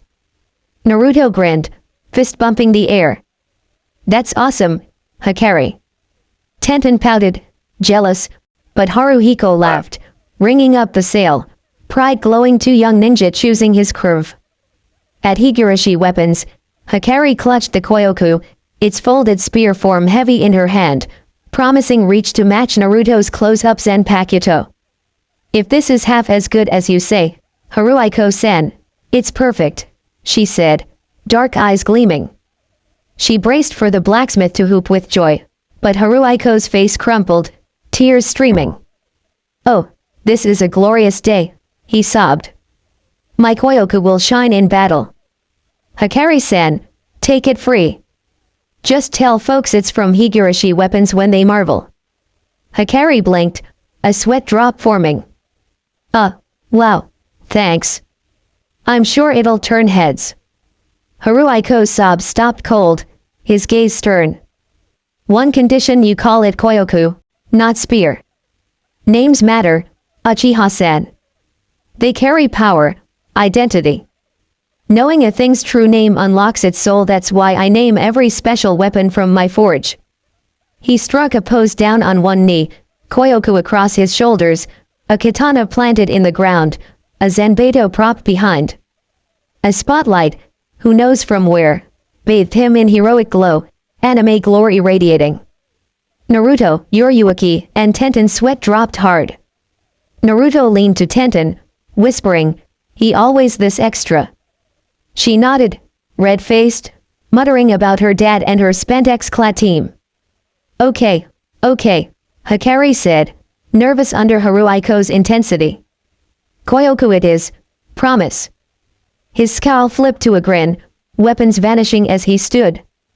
"Wonderful. Let's wrap this up so your team can." He paused, blinking, scanning the shop. "Yoriyuki, you said team, but there's only two. Where's the third genin?" Yoriyuki waved it off. "Just these two." 29 graduates. Hokage made a two-man cell instead of mixing classes. Tenten frowned. "Two. Never heard of that." Haruhiko nodded, curious, but Yoriyuki glanced at her watch and jolted. "Crap, we're late. Got a jet." She grabbed Naruto and Hikari Kunao and Koyoku in tow and yelled over her shoulder, "Great seeing you, Haruhiko, Tenten. Catch ya soon." They vanished in a shunpo blur, leaving a tumbleweed rolling across the shop floor. Haruhiko chuckled. Classic Yoriyuki, always bolting. Wonder what she'll do when she settles down. Tenten nodded, heading to the counter, then froze. "Dad, she didn't pay." Again. Haruiko's face went tomato red, curses flying about flashy kunoichi and tardy shinobi boyfriends. Tenten sighed. Why were the men in her life so weird? Somewhere, Guy, Lee, and Niji sneezed. Across Konoha, at a battered training ground, Might Guy stood before a splintered dummy, spandex gleaming, brows bushy. "Lee, my radiant student," he boomed. "Your dedication on our day off fuels my heart. Let's fan the flames of youth." 500 push UPS. If we fail, 300 chin UPS. If that fails, 100 laps around Konoha. Rock Lee, his mini-clone, saluted. "Yes, Guy-sensei. Then we'll perfect the lotus to show the world a genius of hard work." Their shouts echoed, "Youth," as Tenten's sneeze curse lingered. In the Hyuga compound, Niji knelt in a dim council chamber, head bowed before three elders, wrinkled faces stern under traditional robes. He'd faced them before, but never like this. The council advised the clan head, Hayashi, or led in his absence, but Hayashi was very much present. Why summon a branch member like him? "Greetings, young Niji," said the center elder, voice dry as scrolls. "Do you know why you're here?" "I can think of no reason," Niji replied, cool but curious, his Byakugan dormant. The councilwoman on the left scoffed. "Hayashi-sama has erred, gravely planning a marriage for Hinata-sama with an undesirable." Niji's brow twitched. "Hayashi-sama seeks a match the council disapproves." "Who?" The right elder spat the name. "Uzumaki Naruto, an orphan, same academy year as Hinata. He bears a Keki I Genkai, thought extinct. Hayashi wants it to bolster our bloodline." Disdain dripped from his words. Niji frowned. "Uzumaki Naruto," teachers mocked him. "Why does this concern me?" The center elder leaned forward. "Your skill surpasses generations, Niji, branch house or not. You could outshine Hayashi-sama. We believe if you prove Hyuga strength trumps this Keki I Genkai, Hayashi will abandon this folly." Niji's pulse quickened, pride hidden. "You want me to defeat Uzumaki in combat?" The councilwoman nodded. "Wait until he hones his abilities. Your victory must be undeniable. The Chunin exams, 6 months away, would be ideal if his sensei enters his team." Niji waited. If Hayashi desires this bloodline, it must be formidable. The center elder smiled thinly. "Once, it was unmatched. To prepare, we'll grant you main house techniques, not kaiten. Only Hayashi can teach that, but enough to ensure victory." Niji's jaw dropped. An elder offering main house scrolls to a branch member was as wild as the Hokage breakdancing in pink. He smirked, lifting his head. "Fate decrees Uzumaki Naruto falls before me." The elders nodded, their trap set. Back with Team 9, Yoriyuki led Naruto and Hikari through Konoha, no longer dragging them at Shunpo speed. Naruto's new kunai clinked in his pouch, Hikari's koyoku tucked under her arm in dagger form. "Where to now, sensei?" Naruto asked, bone headband glinting. Yoriyuki's cat-like eyes sparkled. "Important business, but you're handling it. I've got another meeting after dropping you off." Hikari tilted her head. "Where are we going?" Yoriyuki grinned. "Uchiha District." Hikari's braids swung as she froze. "What?" Naruto scratched his head. "What's up?" Yoriyuki's grin widened, Cheshire-like. "Before Naruto gets his clan scrolls, Uchiha Makoto, your mom, Hikari wants him to pass a test." Hikari gaped. She hadn't heard of any test or scrolls. "What test?" Naruto asked, voice tight, dreading more exams. Yoriyuki's mischief peaked. "She wants you to summon a hollow." Naruto's eyes widened. "But I don't know Kukiyo's no jutsu." "Easy fix," Yoriyuki said, waving it off. "I'll teach you when we get there." Hikari blinked. "You can summon, sensei." Yoriyuki puffed up. "Yup, holder of the cat contract." Naruto snorted. "Cats?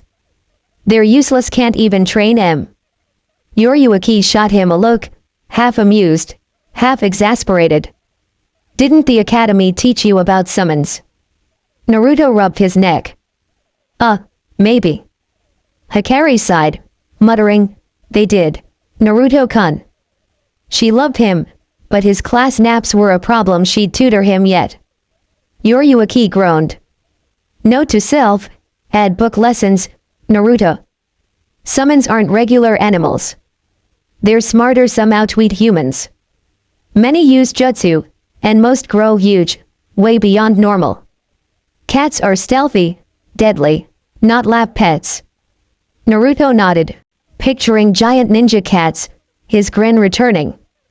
Silence fell as they neared the Uchiha District, its boundary wall looming.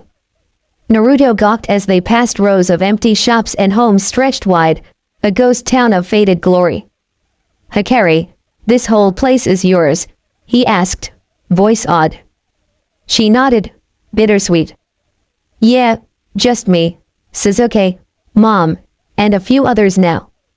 Naruto's heart twinged, sensing loss he couldn't grasp. Yoriyuki led them deeper, toward Makoto's home, where Naruto's next test and his Arrancar legacy awaited.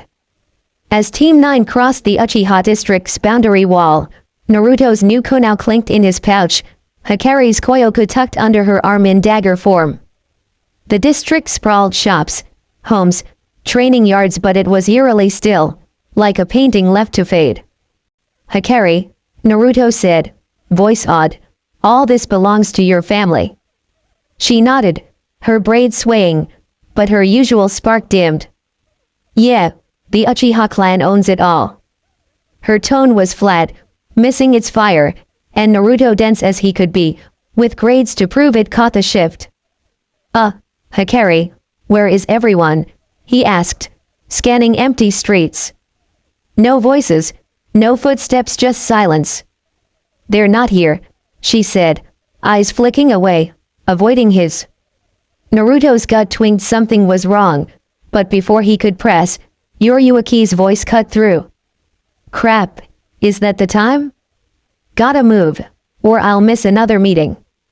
She grabbed Naruto and Hikari, and the world blurred in a Shunpo flash, streets streaking past, wind roaring. They landed outside a grand house, its Uchiha crest bold on the sliding door. Hikari swayed, clutching her stomach against the wall. "Sensei, please don't do that again," she groaned. Yoriyuki smirked. "Gotta master body flicker to handle Shunpo, Hikari." Naruto, unfazed, bounced on his heels. "That was awesome." Hikari glared, Yoriyuki chuckled, and both shot him looks annoyed and amused. The door slid open, and Makoto Uchiha stepped out, her presence warm but commanding, dark hair framing a kind smile. "What's the commotion?" she asked, then lit up. Oh, you're here. Yuriuaki-san. Naruto Dano. I'm thrilled to meet Hikari's team. Naruto and Yuriuaki froze, blinking in sync, like they'd misheard a jutsu. Sorry, Naruto said, digging a pinky in his ear. Did you say Naruto Dano? Makoto's smile stayed pleasant. Of course it's proper for you. Naruto's jaw ticked. And, why's that? Makoto blinked, confused, turning to Hikari. Didn't you tell them? Hikari flushed, sheepish. I found out last night, Kaya-san. Yuriuaki's brows rose. Tell us what? Makoto's voice grew solemn. With Naruto Dano as the last known Arrancar, the Uchiha clan recognizes him as head of his clan. As Uchiha head, I've decided in this dark hour for both our clans to reforge our ancient bond. The Uchiha will serve the Arrancar once more, and all Uchiha must honor Naruto Dano as our liege lord. Naruto's jaw hit the ground, eyes bugging. Yuriuaki's followed, then curved into a Cheshire grin. Oh, this was juicy. Naruto, lord of the noble Uchiha. Hikari, Konoha's closest thing to a princess, now his vassal? And after her confession, no less. It was a novel waiting to happen. Jiraiya could eat his heart out. Yuriuaki pictured it, Hikari serving tea in a garden, Naruto blushing, their thirst quenched, not by tea. Forget Jiraiya, she and Kakashi could topic a Ika with this. She shook it off, refocusing. As fun as this is, we've got a packed day. Makoto-sama, where to? Of course, Makoto said, leading them from the yard to a road toward Jinrei's house. The Arrancar scrolls will explain much. Naruto and Hikari trailed behind, Naruto's gaze on the dirt, pensive rare for him. Hikari watched, worry-gnawing. His new title changed everything. She'd finally gotten close, her confession landing, but would he pull back now, thinking her feelings were just vassal loyalty? Or worse, reject her to avoid complications? Naruto-kun, she whispered, barely audible. He glanced up. Yeah. What do I do now? He murmured, eyes flicking to her, then away. In a week, I went from orphan to last Arrancar, to clan head, to this lord thing. I've always said I'll be Hokage, big responsibility, sure, but years off. I just wanted to prove I'm a great shinobi, not lead people. His voice softened, a smirk tugging. Kinda heavy, you know. Hikari's heart thudded. His honesty, his drive, always surprised her. She smiled gently.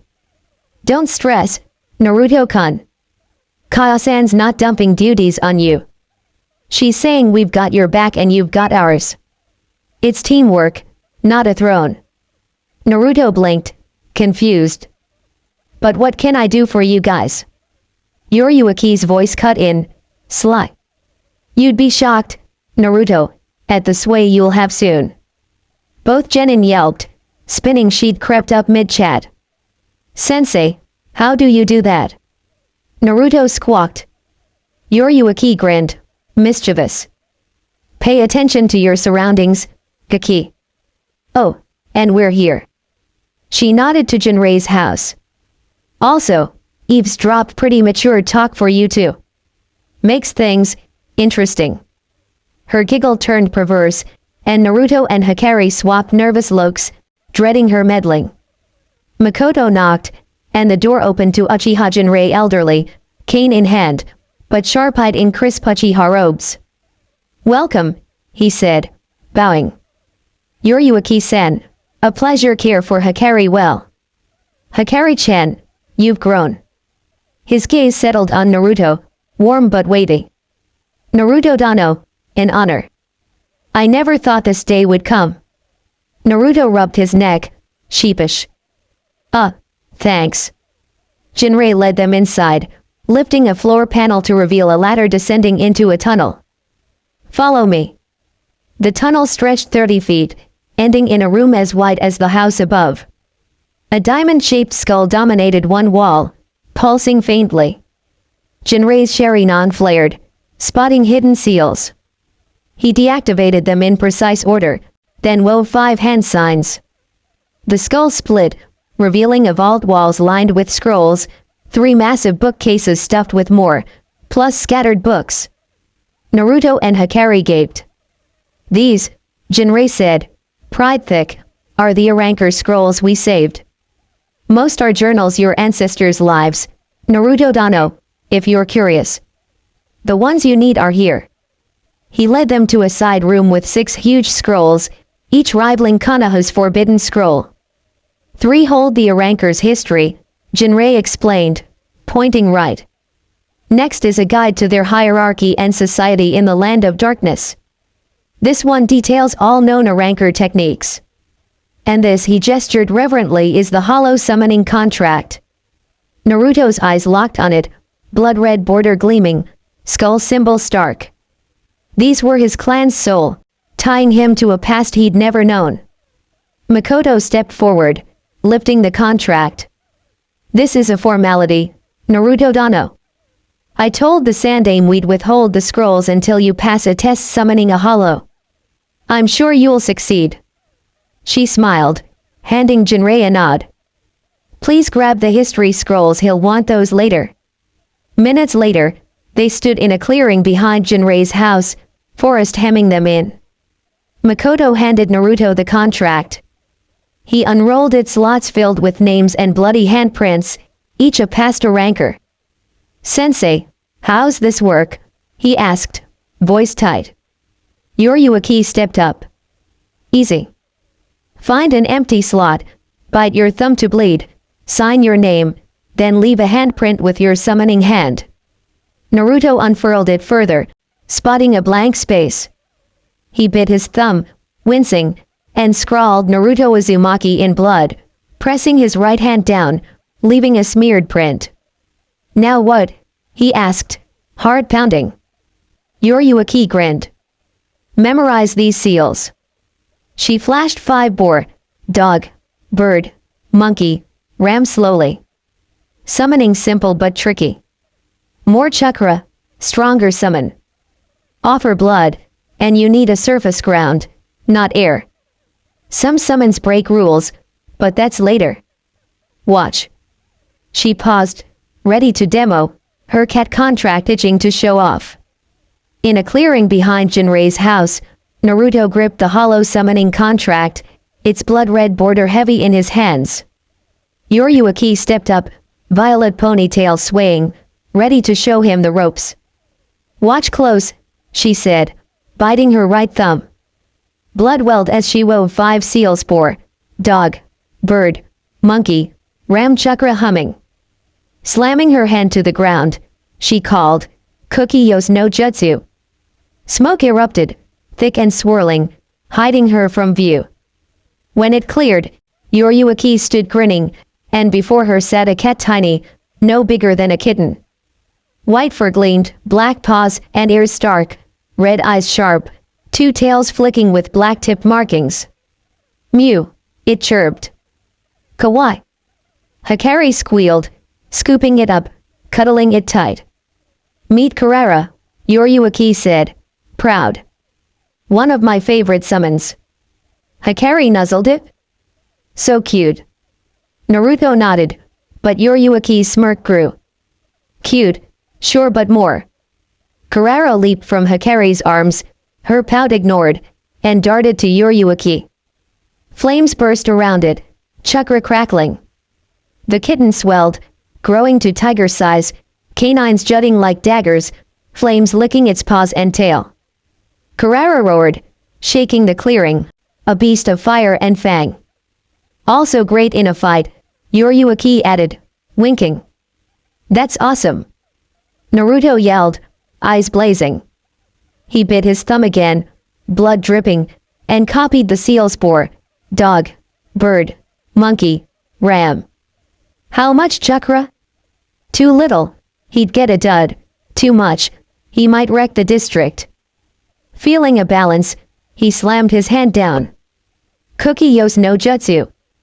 Smoke exploded, thicker than Yoriuaki's, swallowing him. Karara's hackles rose, a guttural growl rolling out threat detected. As the smoke thinned, Naruto saw his summon, and his breath caught. The hollow loomed 30 feet of serpentine terror, red scales glinting, green underbelly stark. 2 muscular arms ended in clawed, 5-fingered hands, each claw a kunau's length. Its skull-like face, bony and white, sprouted black hair, yellow eyes glowing. A perfect hole pierced its chest, dark as void. It growled, voice demonic, male. You summoned me. Naruto swallowed, nerves jangling. Hi. I'm Arrancar Uzumaki Naruto. The hollow's eyes narrowed. I am Acid Wire.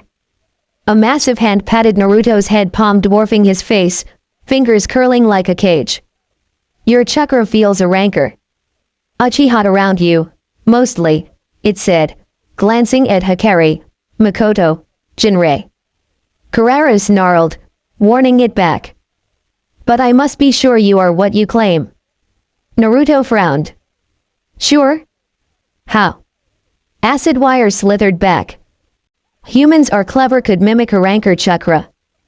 But one trait binds us, undeniable, the root of a rancor hollow bonds.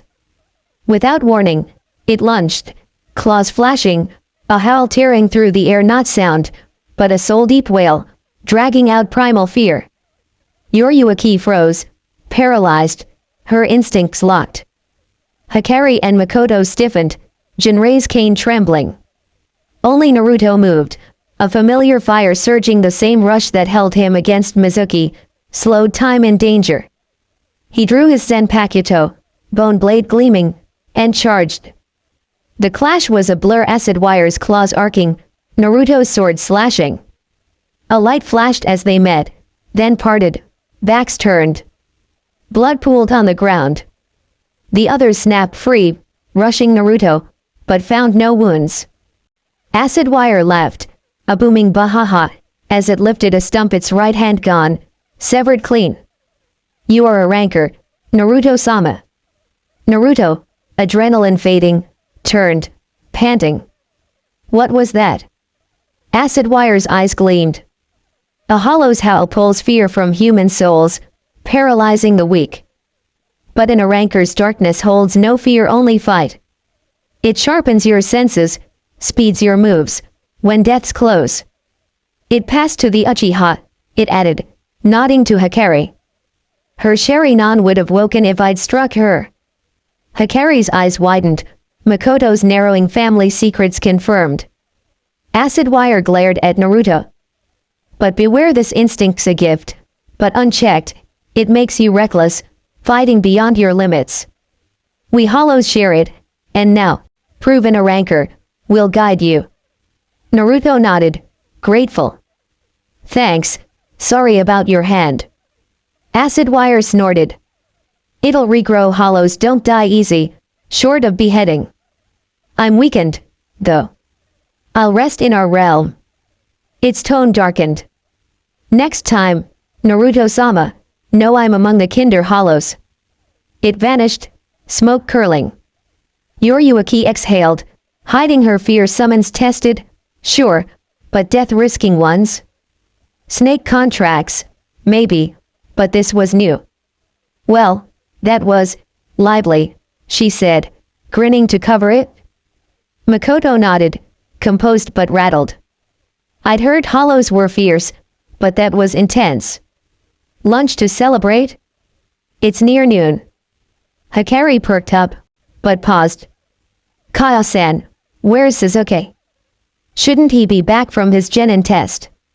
Makoto frowned. Odd he's not here. Yoriyuki's eyes widened. Crap, I forgot. She bolted for the door. Got places to be, bets to win later. Shunpo whisked her away, leaving a baffled Jinrei. What was that? He asked. Hikari sighed. Sensei's. Sensei.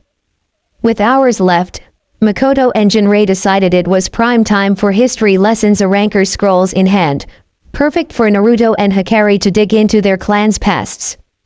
They settled in Jinrei's living room, scrolls unrolled, Tales of ancient bonds ready to unfold.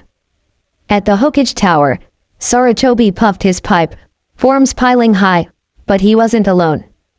Jonin lounged Asuma smoking, Kurane poised, Guy flexing, others chatting. They awaited one man, the betting pool star. Konoha's Jonin loved wagers, team passes, first C rank missions, Chunin exam wins, but Kakashi and Yoryuki's tests were a legend. Their brutal standards, 5 teams flunked for Yoryuki, 4 for Kakashi made passing rare. Yesterday, Yoryuki's win shocked them, Sarutobi and Kurane cashed in. Today was Kakashi's turn. Sarutobi sat out, but Yoryuki and Guy bet he'd pass Team 7, a risky call. A swish announced Yoryuki's arrival. "Yo. Miss it." Sarutobi set his pen down. "Not yet, Kakashi's due soon." Yoryuki grinned, cat-like. "Sweet, I want their faces when I win." Minutes ticked. The door creaked, and Kakashi strolled in, nose in his orange book. "Hey, take Kakashi," reporting Team 7, tension thickened, breaths held. "Passed." Groans erupted, lost bets stung. Guy's voice boomed. "Kakashi, my rival. Your flames of youth burn, passing students to share your wisdom?" Kakashi blinked. "You say something, Guy." Yoryuki, collecting Ryo, looked smug. Asuma coughed up cash, grumbling, "How'd you know he'd pass?" She shrugged. "Didn't just a hunch." Later, over dinner skewers, she pressed Kakashi. "Spill what changed your mind." He sighed, book down, fingers an inch apart. They were this close to failing. Suzuki and Sai nearly snagged Bell solo Uchiha grid. Sai's etch. Impressive, but... At a cozy restaurant, Kakashi and Yoryuki sat over sizzling skewers, the Jonin's orange book open but ignored. Team 7 barely squeaked by, Kakashi admitted, fingers a sliver apart.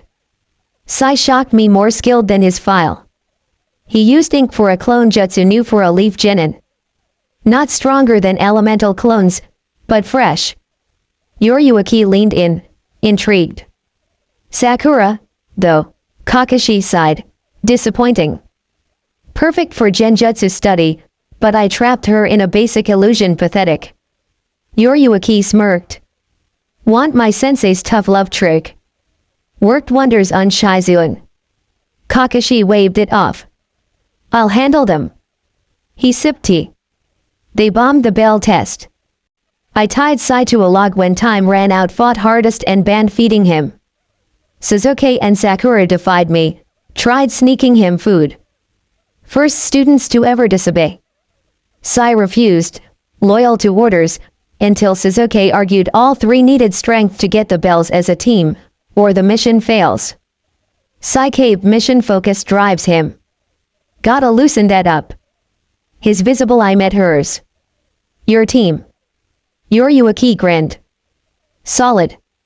Naruto and Hikari sync better than most genin mature, too, especially Naruto. Her eyes glinted. Found stuff today that'll spark our book better than Jireya's smut. Kakashi's eye flared. Book forgotten. Spill. Across Konoha, Naruto and Hikari sneezed mid-scroll, noses twitching. Someone's talking about us, Makoto said, setting down tea. They nodded, too buried in Arrancar history to chat, sprawled in Jinrei's living room, scrolls unrolled like ancient maps. Naruto soaked it in his clan's past, a lifeline to roots he'd never known. Makoto had opened her home, scrolls free to read anytime, but he wanted it all now, hungry for every scrap. Hikari's curiosity burned differently. Naruto's clan shaped hers, and she craved context, even if centuries old. The Arrancar's record stunned her, meticulous, unlike most ninja clans' spotty logs. Maybe their samurai origins demanded it, pen as sharp as blade. But something nagged. Centuries of history, yet no founding story, no spark of how they began. Most clans lost early days to time, but the Arrancar's crisp accounts felt like they'd sprung whole into the land of darkness, Warriors from nowhere. Kaya-san, Hikari called. How'd the Arrancar create the Uchiha? Makoto paused, thoughtful. An Arrancar altered a Hyaga's Byakugan into the Sharingan. That Hyaga took the name Uchiha first of our clan. Sparse, but it was all she knew. Naruto's brow furrowed, flipping pages, when Hikari spotted it, a passage marked with the Uchiha crest and a journal symbol. What's this? She asked. Makoto leaned over, eyes narrowing. A seal. She pressed her hand to it, chakra flaring. Smoke puffed, and a leather-bound book appeared. Makoto skimmed the first pages, gasping. It's the first Uchiha's journal, how our clan began. At Naruto and Hikari's urging, she read aloud, voice steady but odd. The battle stretched hours, brutal and unyielding. I, Shinrei of the Hyaga branch, stand across a scarred field from my foe in a rancor I never wished to face. My breath rasps, body battered, cuts, bruises, burns everywhere. 4 ribs cracked, 3 fingers broken, a toe snapped, left ankle sprained, right wrist fractured. My clothes are shredded, useless. My katanas lost, explosive tags spent, leaving 1 kunao, 2 shuriken. I've patched wounds with what medicine and skill I had, but its stall chakra's nearly gone. A few jutsu, a strike, or 2, that's all I've got. It won't change the end. Naruto leaned closer, Hikari's breath hitched. Makoto continued. My opponent pants, but only from time hours that'd kill lesser men. His coat and shirt hang in burned tatters, yet endure. His senpakuto, no sword but a giant fan on a spear shaft, rests on his shoulder. He wields it for devastating futon and katon jutsu. Bone feathers mark his Arrancar blood, tucked above his ears. My burns scar him, pride swells, though I curse my skill. It's why I'm here. Clan elders named me genius, branch born yet stronger than main house, mastering all juken by 15, even forbidden arts. I studied Kenjutsu, then forged a new juken no Byakugan needed, no organ strikes, just elemental chakra and taijutsu form. By mastery's end, I was the clan's best ascend to the elders. Hikari's eyes widened, defying tradition echoed her own path. They tolerated my skill, Makoto read, until I broke their order. A branch member wielding main house arts was bad, a new juken teachable to outsiders was unforgivable. With honeyed lies, they sent me to prove my strength, fight in a rancor, something no Hyaga had done. Defy them, and the caged bird seal would burn. I prepared weapons, clothes, body honed, but it's futile now. I slide into my juken stance, 1 kunao left, and call, let's end this. The Arrancar's voice answered, calm, piercing. You fought fiercely, Hyaga-san, years since anyone outside my clan pushed me so. A pity you crave death. A shinobi like you comes once a lifetime. Why fight so hard? Shinrei's reply faltered. It's my destiny. The Arrancar snorted. Destiny? My clan says you don't know it till death. Or it's what you forge. Or shackles for quitters, you wear those now. Your fists blaze with flame juken, unseen in Hyaga. Swift, cunning, you could have fled, yet stayed. Why? Shinrei sighed, defeated. I'm branch-born, trampling tradition. They called me genius, strongest, but I dug my grave. Elders sent me to die, win or lose, the seal ensures it. I'd rather fall to a stronger foe in open combat than choke under their curse. The Arrancar's eyes closed, then opened, sharp. If you could live, would you? Shinrei's voice softened. There's much I'd do, but life's not mine. This'll do. The Arrancar nodded. Then, Shinrei-san, Nomi Suzaku, first espada. He tore off his coat, revealing a 1 tattooed above his heart. Naruto's jaw dropped. Espada. Hikari whispered, like a rank. Makoto pressed on. Suzaku raised his Senpakuto, shouting, "Incinerate, Suzaku!" Crimson chakra erupted, cloaking him, then faded to reveal his true form. Arms lengthened, clawed like talons. A phoenix head crowned his left shoulder, crimson plumes blazing, its tail sprouted right. Wings burst from his back, ruby-feathered, dazzling. Bone feathers shifted to a cross on his nose. His eyes burned blood red, fire swirling sparks arcing fingers, roaring over wings, blazing like suns in his gaze. A king from myth, phoenix god incarnate. No shame in falling to such might. Shinrei's words trembled. His eyes locked mine, body frozen a genjutsu, mind bending, but my Byakugan broke it, barely.